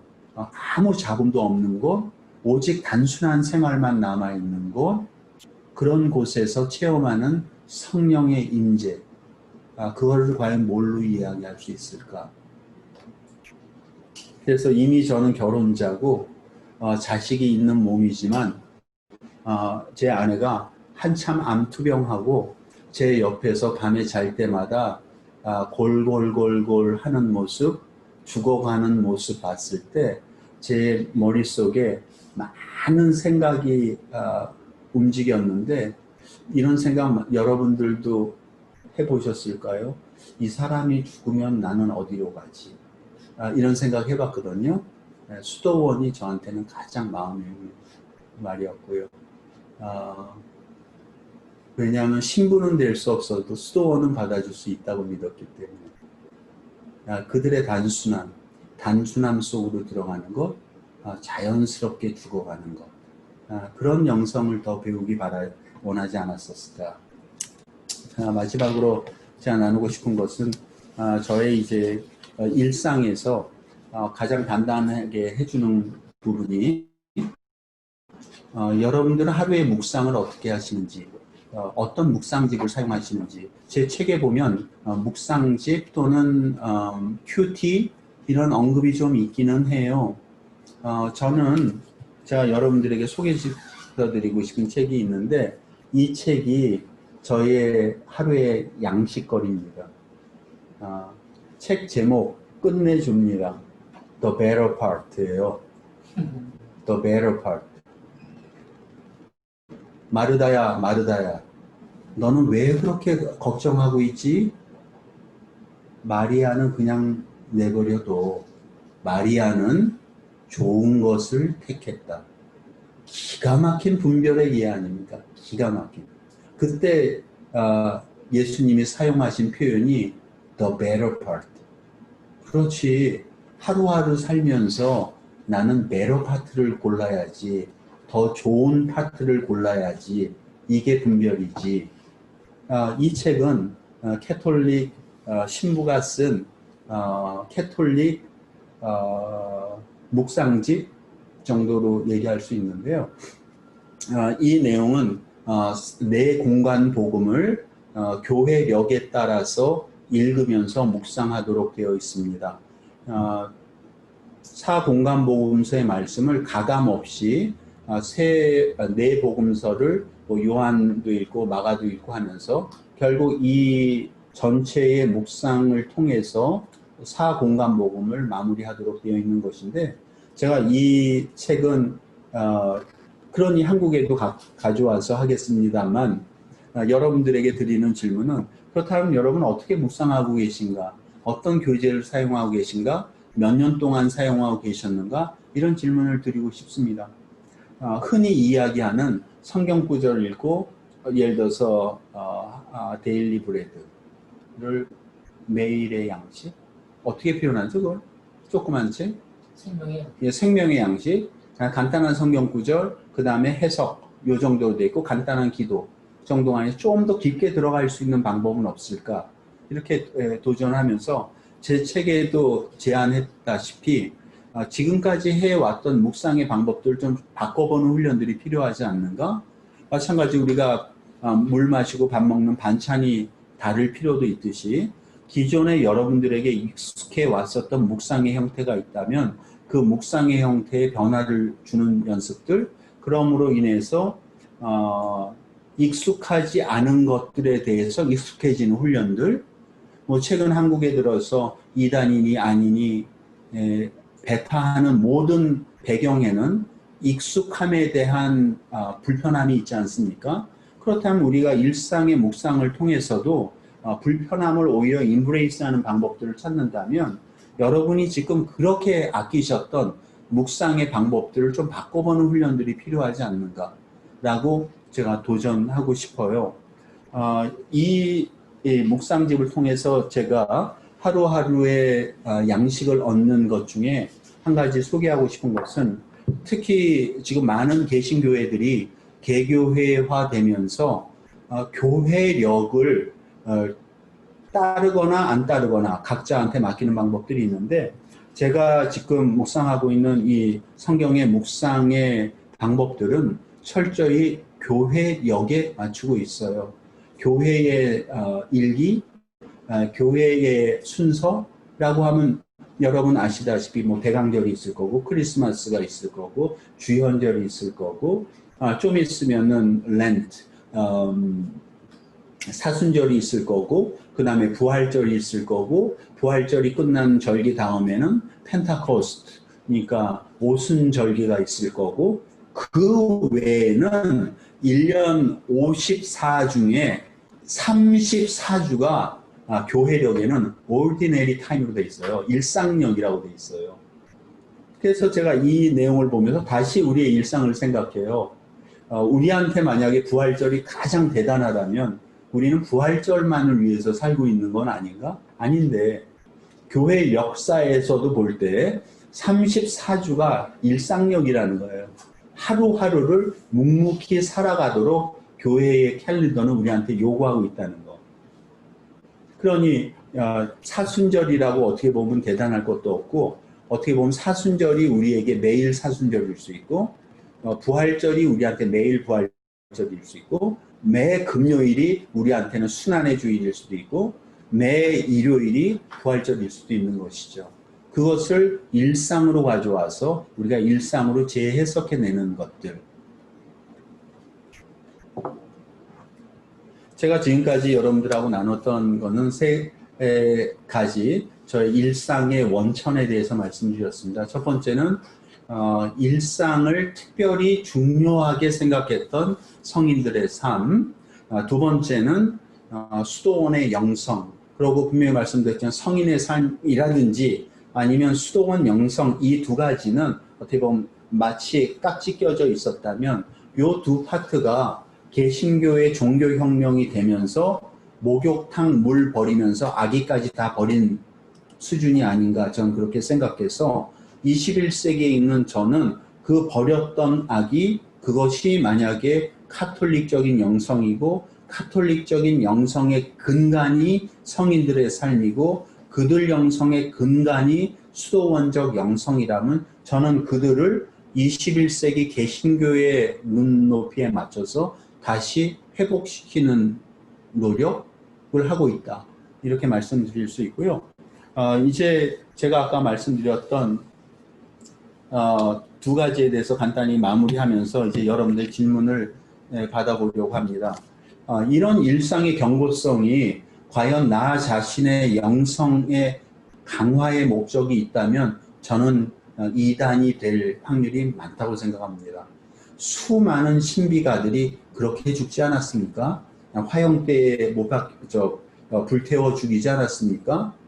독자성 때문에, 그리고 비현실성 때문에, 그리고 비공동체성 때문에, 비사회성 때문에. 저는 이제 이렇게 다뤄진 우리들의 일상이 동시대적인 물음에 답할 수 있는 믿음, 그것은 우리가 지금 당면하고 있는 질문들, 코로나 시대 때 예배의 의미는 뭐야? 왜 우리는 꼭 대면 예배를 해야 되는 거야? 왜 예배는 일요일 11시 예배당에서만 가능한 거야? 라고 하는 시대적인 질문에 대해서 어떻게 분별하고 답할 수 있어야 되는가? 할 수 있어야 된다고 생각합니다. 이렇게 다져진 일상의 견고함이 이제 나 자신의 자아 만족으로 끝나는 게 아니라 자아 성취로 끝나는 게 아니라 자아 개발로 끝나는 거 아니라 자아 사랑으로 끝나는 게 아니라 이렇게 견고해진 일상의 지향점은 공적인 선, 다시 로마서 8장 28절에 있다시피 하나님이 우리의 선을 위해서 일하듯이 모든 것에서 우리 역시 하나님을 우리로 대체했을 때 우리 이 공동체, 우리 이 각각의 일상들은 가야 될 공통점은 이 공동체, 이 사회, 이 나라, 이 세상의 선함을 위해서 가는 것. 이것을 우리들이 배울 때 공적 믿음이라고 하지 않습니까? 공적 믿음. 약 일주일 전에 제가 제주도에 가서 중국 어문선교회라는 곳을 방문한 다음에 거기 있는 중국인들을 위해서 말씀을 나눌 기회가 있었는데요.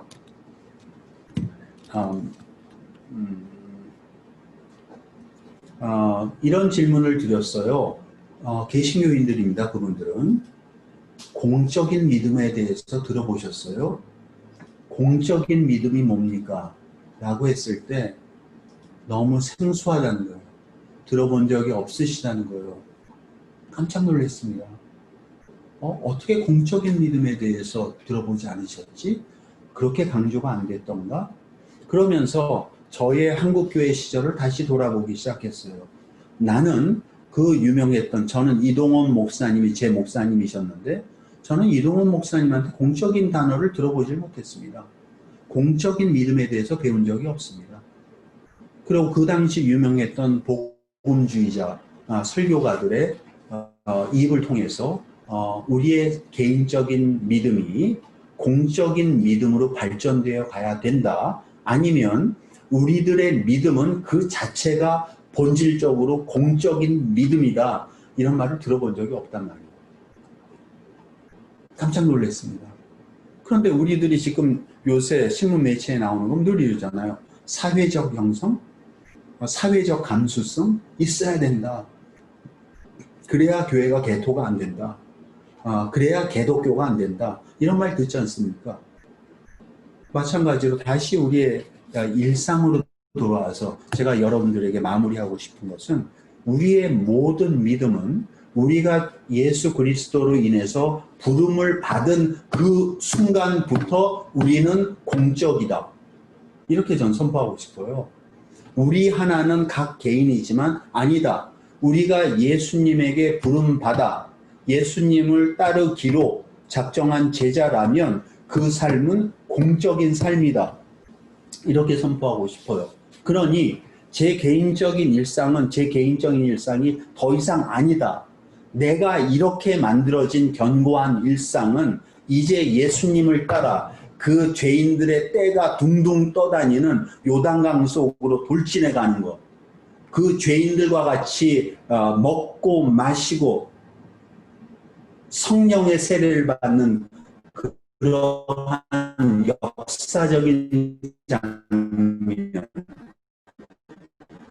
이게 제가 생각하는 믿음. 고로 모든 믿음은 여러 가지를 비평한 마지막 장에서 제가 다루는 것이 공적 믿음이에요. 그러니 여러분 이미 제 책을 읽으신 분, 안 읽으신 분, 저자로서 순서가 중요했다면 처음에는 교회에 대한 생각 또는 분별에 대한 전제 여러 가지를 다루고 있어도 이 일상의 분별이 결국 가야 될 방향은 공적인 믿음, 공적인 분별, 공적인 안녕, 공적인 선, 공의 완성에 있다. 그럴 때 우리들의 일상의 분별이 완성된다.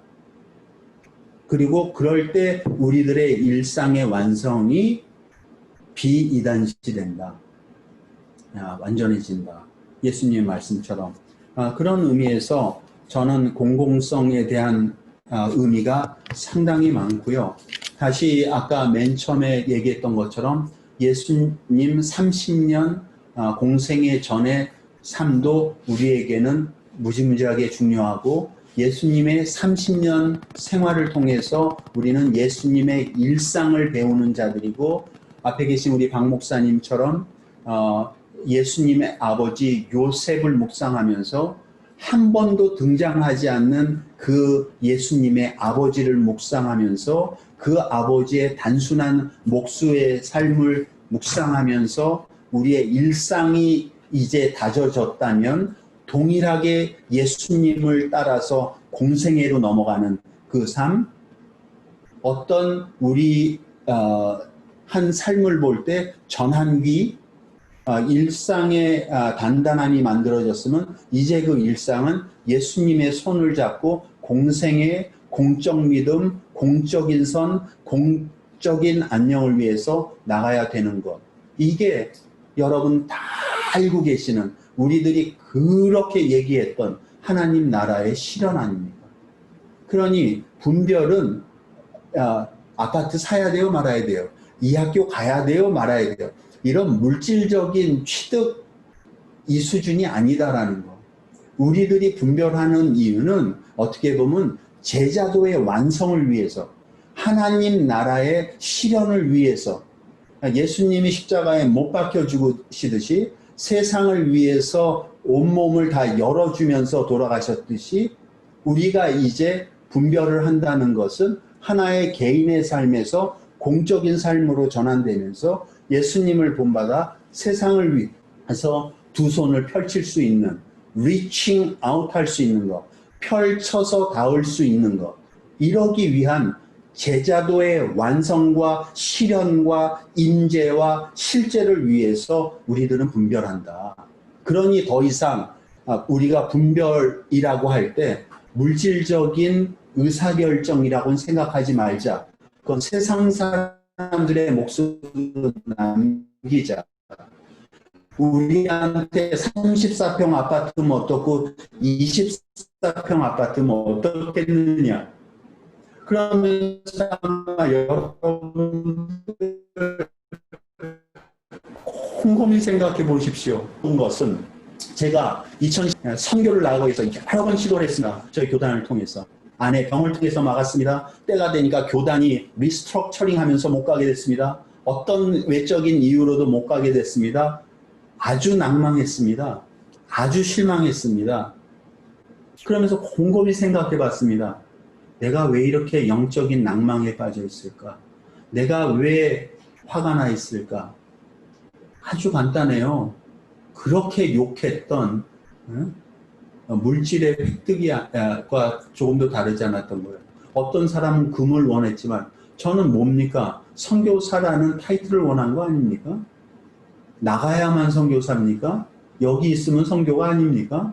아까 다시 로렌스 형제의 예를 본받아 지금 이 자리에서 네가 할 수 있는 최선을 다하는 것이 최고의 선교라는 걸 넌 왜 모르느냐. 그런 깨달음? 결국 materialize 된 획득에 나는 포커스가 더 많이 가 있는 거 아니었던가 라는 반성과 고백과 회개를 오늘 여러분들에게 나누게 되는 것이에요. 그러면서 내가 정말 오늘 하루를 살면서 하나님을 그렇게 갈망했던가? 그렇게 하나님의 사랑을 구했던가? 우리 24세에 죽은 소아 테레사와 같이 죽기까지 하나님 앞에서 거룩해지려는 노력을 나는 했던가? 그렇지 못했단 말입니다. 늘 어떤 것, 어떤 일, 어떤 것, 이것에서 저것, 저것에서 이것. 외적인 변화를 추구한 저의 삶, 대단한 반성이 있었습니다. 그러면서 다시 오늘 여러분들과 나눴던 것처럼 우리가 일상의 전진기지를 통해서 우리들이 나아가는 것은 두말할 나위 없이 예수님의 따라 우리의 십자가를 지고 나아가는 것, 그리고 그 나아가는 목적은 하나님이 원하시는 선함, 하나님이 원하시는 복음의 선포, 하나님이 원하시는 하나님의 나라에 동력하고 참여하고 그 일부가 되는 것. 그것이 우리가 원하는 분별의 근본적인 목적이다. 그래야 우리는 물질적인 분별이 아니라 영적인 분별이고, 그래야 그 분별이 정말 우리의 구원의 통로가 되는 분별이지, 단지 지나가는 세상의 어떤 것을 거머쥐기 위한 물질적인 업적이나 축복을 바라는 그런 우리가 흔히 알고 있는 prosperity gospel, 성장 번영 신학, 이런려고 우리들은 분별하는 것이 아니라는 것. 그게 제가 오늘 여러분들과 나누고 싶은 내용이면서 마지막으로 그래서 제 책 마지막 공적 분별의 끝 마무리가 이렇게 되어 있습니다. 그리스도인은 모든 것이 공적이다. 모든 것이 공적이다. 공적 믿음이다. 공적인 교회다. 공적인 예배다. 평화도 공적이다. 나만의 평화 아니다. 공적인 평화다. 모든 것이 공적이다. 이제 더 이상 나는 없고 예수님의 세상, 하나님의 나라가 나를 온전히 차지하면서 이 세상을 위해서 헌신되어지는 그런 모습. 그게 제가 바라는 일상의 분별의 마지막 파트라는 말씀을 드리면서 제 결론을 말씀드리면 이렇게 할 것 같아요. 분별은 개인적, 사적 일상의 분별과 동시대적인 분별과 공적, 공동체적, 사회적 분별이 있을 수 있는데 이 셋은 결국 분리된 것이 아니라 하나다. 즉 우리들이 추구하는 분별의 궁극적인 목적은 매일매일 지루하고 평범한 일상을 그럭저럭 그저 그렇게 소비하는 것이 아니라 충만하게 감사하게 살아내면서 동시대적인 물음에 민감하게 반응하고 공적, 사회적, 평화적 복음을 선포하는 것. 이게 하나님 나라의 추구요 실현이다. 그러니 분별은 물리적이고 물질적인 어떤 것에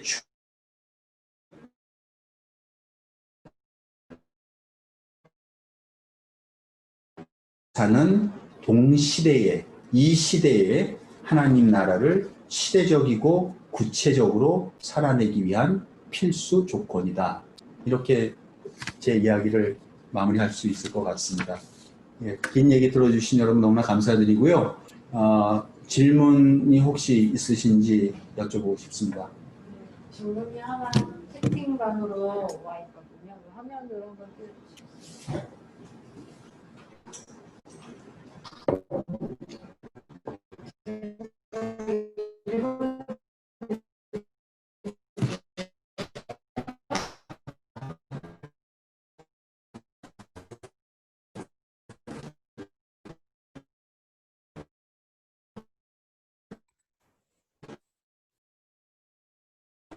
현재 한국에는 선교적 교회의 한국적인 표현으로 마을 목회가 많은 교회 목회자들과 공유되어지면서 마을 주민으로서 성직이적인 삶을 이해하던 칼빈과 함께 우경불가 생각합니다. 최근에 개신교 안의 인스피레이션에 대해서 어떻게 생각하시는지요? 예, 질문 먼저 감사하다는 말씀 드리고요.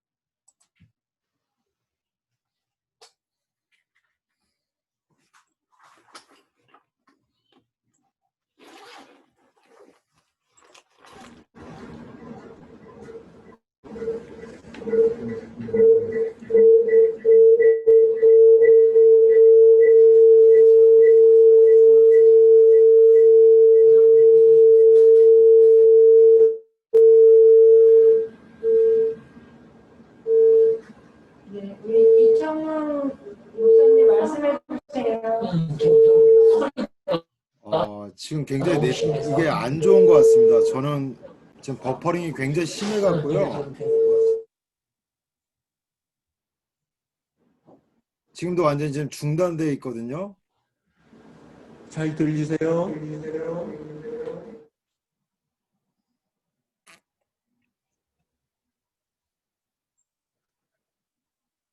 전혀 안 들립니다.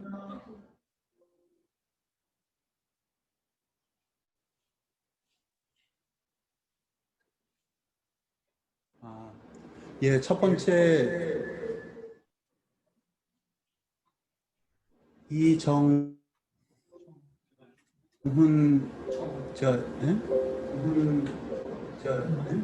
이쪽은 죽이고 그냥 말씀하셔도 될 것 같아요.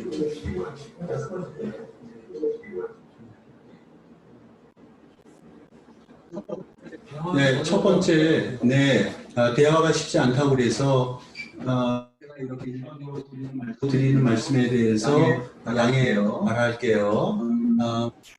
한국의 그 마을 목회가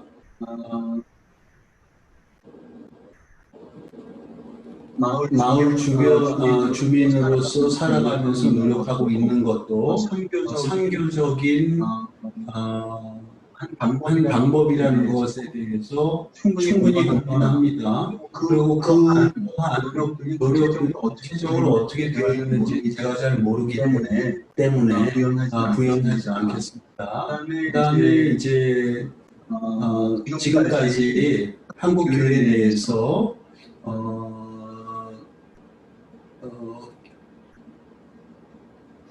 칼빈 시대로부터 개신교 안에 흘러내려온 청지기적인 삶들이 있었다. 예, 공감합니다. 그러면서 종교 개혁과 함께 목욕물과 함께 중요한 것까지 놓쳤다는 표현은 좀 과도하지 않았나? 제가 과도했다는 표현은 만약에 우리들이 영어로 이야기한다면 이런 표현 쓸 수 있죠. 홀세일. 홀세일이라는 건 전부 버리는 행위인데 실제로 500년 전에 그것이 루터든 켈빈이든 간에 종교 개혁을 하면서 그 전 1500년 하면서 그 전 전통적으로 내려왔던 방법들 중에서 개신교에서 수용한 파트가 무엇이었는가?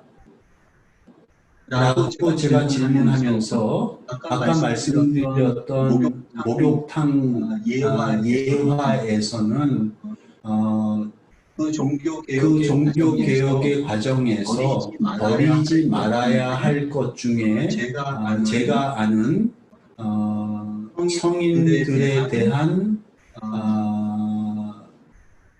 성인의 삶에 대한 배움 또는 수도원적인 영성의 파트는 그 종교개혁 때 우리들이 충분히 개신교 안에서 적용 또는 시대적으로 변경해서 사용할 수 있는 지혜도 있었을 텐데 그렇지 않고 우리가 지금 500년 동안 종교개혁을 이루어오면서 과연 우리는 어떤 영성을 세워왔는가 하라는 것에 대한 저의 관점이고요. 그런 것에 대해서 지금 과도했다고 표현하신 건지 제가 잘 모르겠습니다. 그 다음에 마지막 한 파트는 제가 모르는 부분을 말씀해 주셨어요. 그거는 현재 개신교 안에 있는 선교적 교회, 영국 성공회 중심의 fresh expression에 대해서 어떻게 생각하시는지요? 라고 물어보셨는데 물론 성공회는 fresh expression하고 있는 한 학생 중에 한 사람입니다만 저 fresh expression에 대해서 저 모릅니다.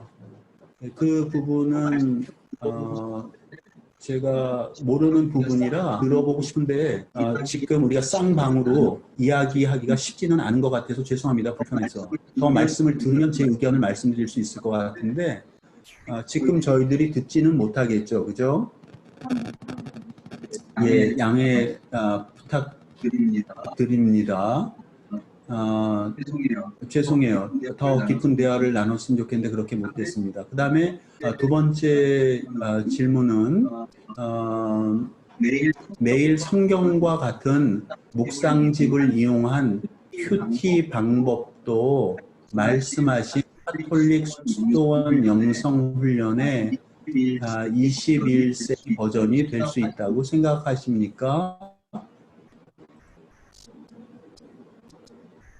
예, 첫째는 이제 제가 마찬가지로 죄송해요. 저희들이 지금 쌍방 간의 대화를 하면 더 기묘하고 바로 대답할 수 있을 텐데 쓰신 말씀을 제가 반응하는 거기 때문에 정확치 않음을 다시 한번 부탁드려요. 양해 바랍니다.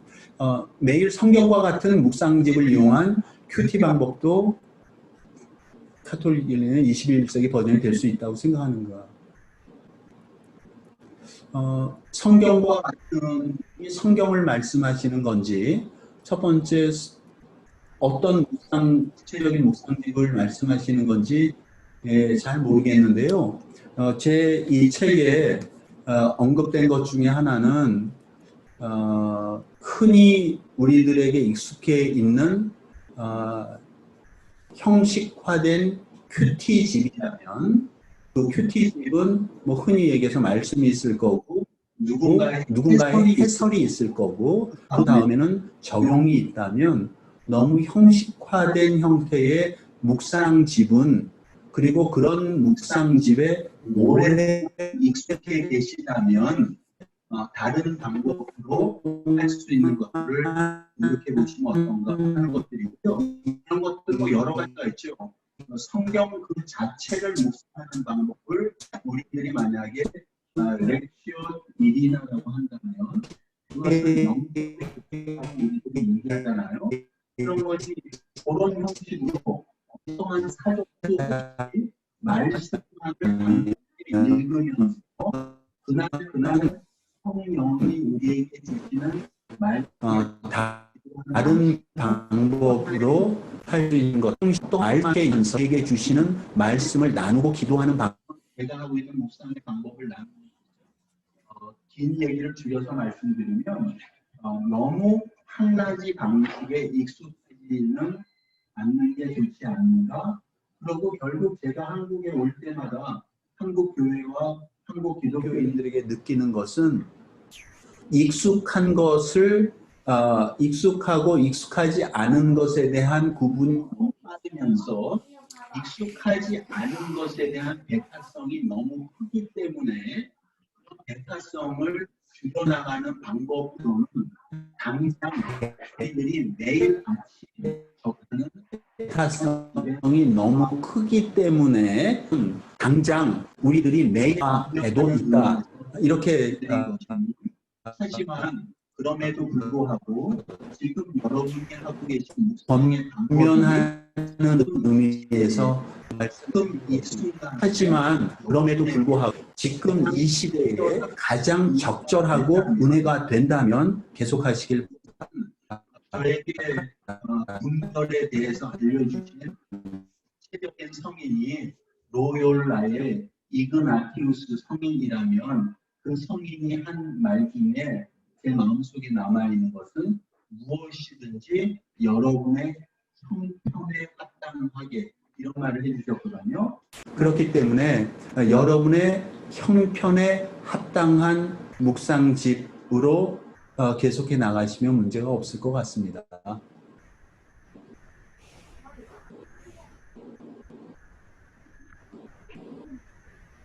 답신이 나왔는데 잘 알겠습니다. 고맙습니다. 네. 그러면 질문 이제 거의 마무리할 시간이 됐는데요.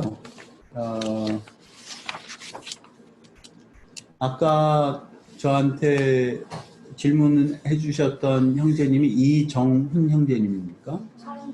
이청훈 형제님, 다시 한번 저한테 질문해 주셔서 감사드리고 fresh expression이란 말씀 해주셨는데 저한테 좋은 공부의 과제를 주셔서 다시 한번 감사하다는 말씀드립니다. 찾아보겠습니다. 다음에 이 자리에 함께해 주신 여러분 긴 시간 자리 앉아서 경청해 주시느라 감사드리는데 여러분들은 질문이 없으십니까?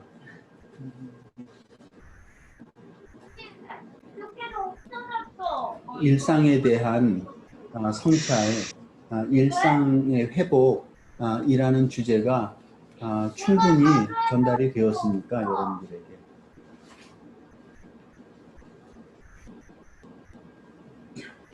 네, 말씀을 드리면서 처음에 기대했던 건 어떡하면 잘 여러분의 뜻대로 살 수 있을까라고 하는 방법적인 것들에 대해서 기대를 했는데 말씀을 계속 들으면서 이런 것보다 더욱더 중요한 건 정말 일상을 얼마만큼 말씀하셔서 충실하게 당부하게 지내는 건가 그거에 대한 그 부분을 충분히 알게 되었습니다.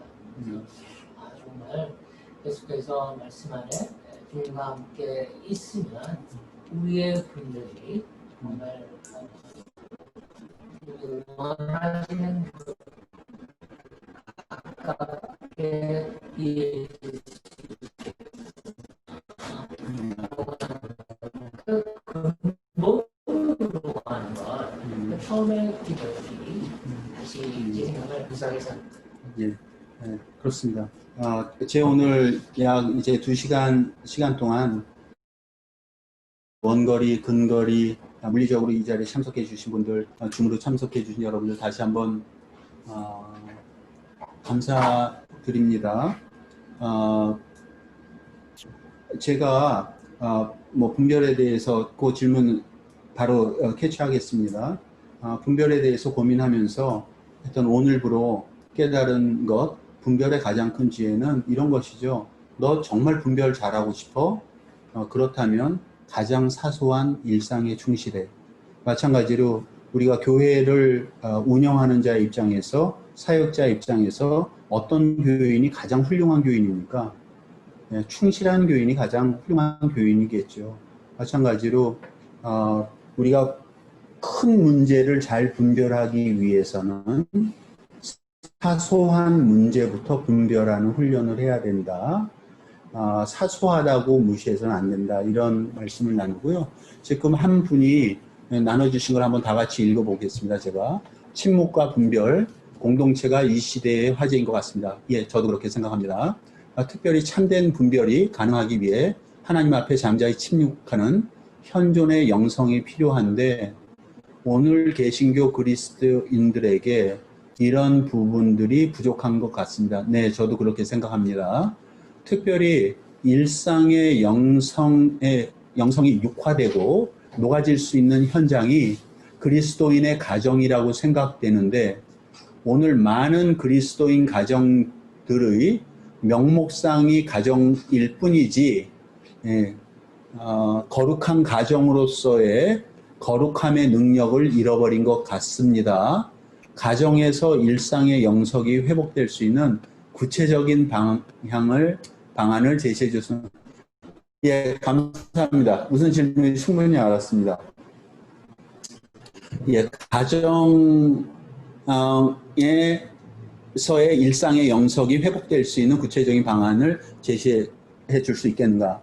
예, 큰 주제지만 한 가지 단어를 제가 여러분들과 나누고 싶어요.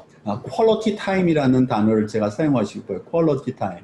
그러니까 하루의 일상을 우리들이 24시간을 성찰해 보면서 성찰이라는 단어 쓸 때는 두 가지입니다.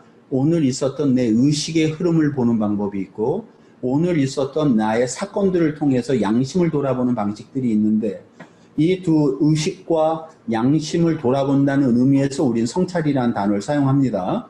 그랬을 때 하루하루를 얼마나 치열하고 to the fullest, 충만하게 살았는가 하는 것은 어떻게 24시간을 우리가 그렇게 살 수 있겠습니까? 그렇지 않지 않습니까? 오가는 길도 있고 사소한 일을 처리할 때도 있지만 제가 지금 여기서 이제 말씀드리고 싶은 것은 24시간의 전 시간이 기도하는 시간은 될 수 없지만 기도하는 마음으로 살 수는 있다고는 저는 생각합니다. 그러니 pray a time도 중요하지만 pray a full time도 중요하다고 생각해요. 그러니까 pray a full time이라고 하는 것은 우리들이 성경에 있는 표현대로 깨어진 마음, mindful, 경계하듯이 마음을 비우지 않고 어느 정도의 텐션은 가져가면서 사는 삶. 이것을 저는 pray a full life라고 생각해요. 예를 들어서 여러분이 한참 어떤 일로 바쁠 때 어떻게 구체적으로 verbally 입으로 기도를 하시겠습니까? 하지만 우리 안에 갈망까지도 알아채우는 그 성령께서 내가 지금 하고 있는 일, 내가 이 바쁜 와중에도 내가 가는 그 지향점이 하나님이고 주 예수 그리스도라면 그러한 마음의 지향점을 놓지 않으려고 노력할 때 그것은 prayerful life인데 한 가정에서도 예를 들어서 제가 가장으로서 아침에 가족들하고 식사할 때 가족들하고 어떤 시간을 보냈는지 그러고 헤어질 때 어떻게 했는지 하루의 이벤트를 성찰해 보는 것이에요. 그 다음에 일과가 다 끝나고 다시 집에 돌아왔습니다. 그 다음에 저녁 시간이 됐습니다. 아이들이 들어왔습니다. 아이들과의 시간이 있습니다. 아이들을 재우는 시간이 있습니다. 그 다음에 아내와의 둘만의 시간이 있습니다. 그런 각각의 시간의 파편들을 어떻게 보내고 있는지 첫 번째는 성찰할 필요가 있다라고 생각하면서 하루의 모든 시간을 퀄리티 있게 질적으로 사용할 수는 없잖아요. 제가 바라는 최소한의 바람은 가정이라고 하면은 반드시 퀄리티 타임이 있어야 되는데 그 퀄리티 타임은 오늘 저와 자녀와의 시간에서, 오늘 저와 배우자의 시간에서, 오늘 저와 부모님의 시간에서 정말 우리 자신을 알 수 있는 진실한 대화가 있었는가, 이렇게 질문하고 싶어요. 어떤 한 사례를 들 수 있냐면, 제가 지금 이제 캐나다에 방문해서 늙은 두 어머님을 보고 있거든요. 장모님이 한 분 계시고 제 친어머니가 계신데, 보통 이제 우리가 노모를 뵈러 가면 어머니가 틀림없이 밥상을 차려주실 것이고요. 저는 그 밥을 맛있게 먹을 거예요. 그 다음에 뭐 어떻게 사니, 뭐 바쁘니, 간단한 대화 정도? 그러고 밥 감사하게 먹고 안녕히 계세요 라고 헤어진다면, 돌아섰을 때 저한테 남는 여운은 내가 어머니를 알기 위해서 어떤 노력을 했지? 이런 것. 그러니 비록 시간이 5분이 아니라 50분이 아니라 얼마가 됐든지 우리가 한 사람을 만났다는 것은 좀 전에 제가 썼던 그 영어 표현대로 to the fullest, 나의 온 마음으로 만나는 거 아닙니까? 온 마음으로 만나는 것은 나를 단지 먹여주는 엄마가 아니라, 나를 단지 먹여주는 와이프가 아니라 한 사람의 동등한 인격자로서의 그렇게 할 이야기가 없을까? 그런 것을 저는 퀄리티 타임이라고 생각해요. 시간은 짧더라도 서로의 진실된 모습을 말할 수 있는 그런 시간. 그것이 우리 신앙의 나눔일 수도 있고 고백일 수도 있고 마음속에 감추어 놨던 어떤 이야기일 수도 있고, 그런 것들이 자녀와의 관계에서, 배우자와의 관계에서, 우리 부모님의 관계에서 어느 정도로 계속 유지되어 갈 때 저는 작은 일상의 씨앗이 심어지지 않을까라고 생각하고, 제가 일전에 회사를 다닐 때 한참 바쁠 때 저는 제 책에도 그런 언급 얼뜻 있습니다. 제가 회사 다닐 때 얼마나 바빴고 얼마나 엉터리 가장의 역할을 했는지 전혀 퀄리티 있는 시간을 갖지 못했었는데, 그래서 제 책에 분별하는 자의 전제 조건 중에 하나가 바빠짐에 대한 경계라는 파트가 있거든요. 그런 것처럼 어떤 것으로도 여러분을 번아웃하게 하고 여러분을 이그저스트하게 하고 여러분들을 완전히 고갈시키는 그러한 일과에 대해서 다시 한번 돌아보시면서 하루하루의 짧은 시간이라도 관계 속에서 어떻게 퀄리티 타임, 그것이 식사 시간이든 식사 후에 과일을 먹는 시간이든 뭐 식사 전에 무슨 시간이든 독서의 시간이든 간에 상호 간에 갖는 진실한 모멘트들은 항상 있도록 노력하는 것이 필요하다, 이렇게 말씀드리고 싶습니다.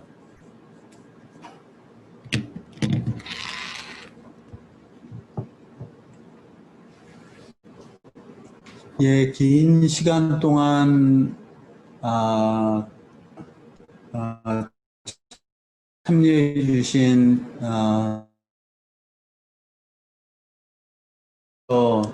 일방적으로 인사를 드리는 것 다시 한번 양해 말씀을 구합니다. 예, 아까 말씀드렸다시피 저의 수준이 여기까지고 제가 보는 관점이 때로는 편협되고 경도될 수 있는 파트들이 있다면 그것은 우리가 형제 자매된 우애로서 언제든지 이야기해 주시고 교통할 수 있는 그런 분위기들이 만들어졌으면 좋겠다, 그런 말씀 드리고 싶고요. 혹시 오늘 이 줌상에서 말씀을 못 나누셨는데 저에게 개별적으로 질문하시는 분들 환영합니다. 제가 제 이메일 주소를 지금 여러분들에게 말씀드릴게요. 그 이메일로 저한테 연락 주시면 성실히 저의 의견을 나누도록 하겠습니다. 제 이메일 주소는 CWC founder CWC FOUNDER @gmail.com입니다. 제 이름은 박준영입니다. 그리고 아까 그 마을 공동체 이런 말씀해 주셨는데 저는 생활 배경이 현재 북미이고요. 한국 떠난 지 20년 돼서 현재 한국 내에서 얼마나 다양한 선교적, 자발적, 비의존적 활동들이 이루어지는지 잘 모릅니다. 그렇기 때문에 여러분이 질문하는 내용에 대해서 즉답할 수 있는 준비가 덜 되어 있을 수도 있으니 어떤 질문이든 다시 한번 환영하니까요. 저한테 이메일 주시면 최선을 다해서 분별해서 답을 드리도록 하겠습니다.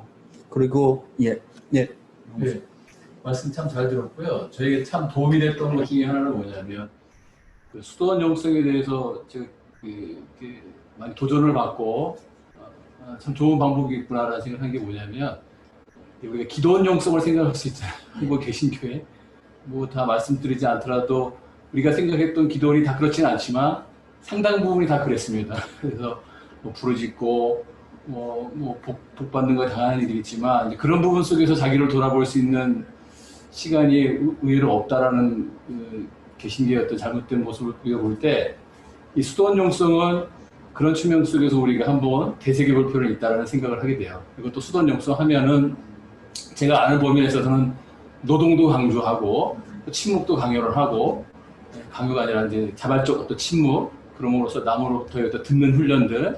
그래서 지금 한국 개신교가 그런 측면 속에서 수도원 영성이 필요하지 않은가, 수도원 훈련이 필요하지 않는가. 우리가 자기의 삶을 분별하는 데 있어서는 분명히 이렇게 도구의 틀은 필요합니다. 그런 측면 속에서 수도원 영성에 대한 성인에 대한 삶에 대한 어떤 예를 들어준 것은 저희들에게 상당히 도전이 된 것 같고 개인적으로는 많은 도움이 됐습니다. 예, 감사합니다.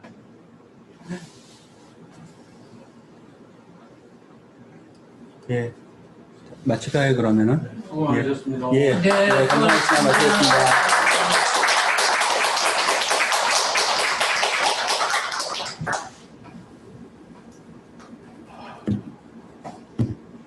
사진 촬영 있겠습니다. 전체 종료. 우리 안녕.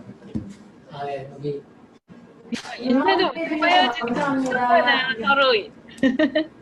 이것으로 오늘 책 모임을 마치겠습니다. 감사합니다. 수고하셨습니다. 홍영재님 안녕하세요. 예, 감사합니다. 예.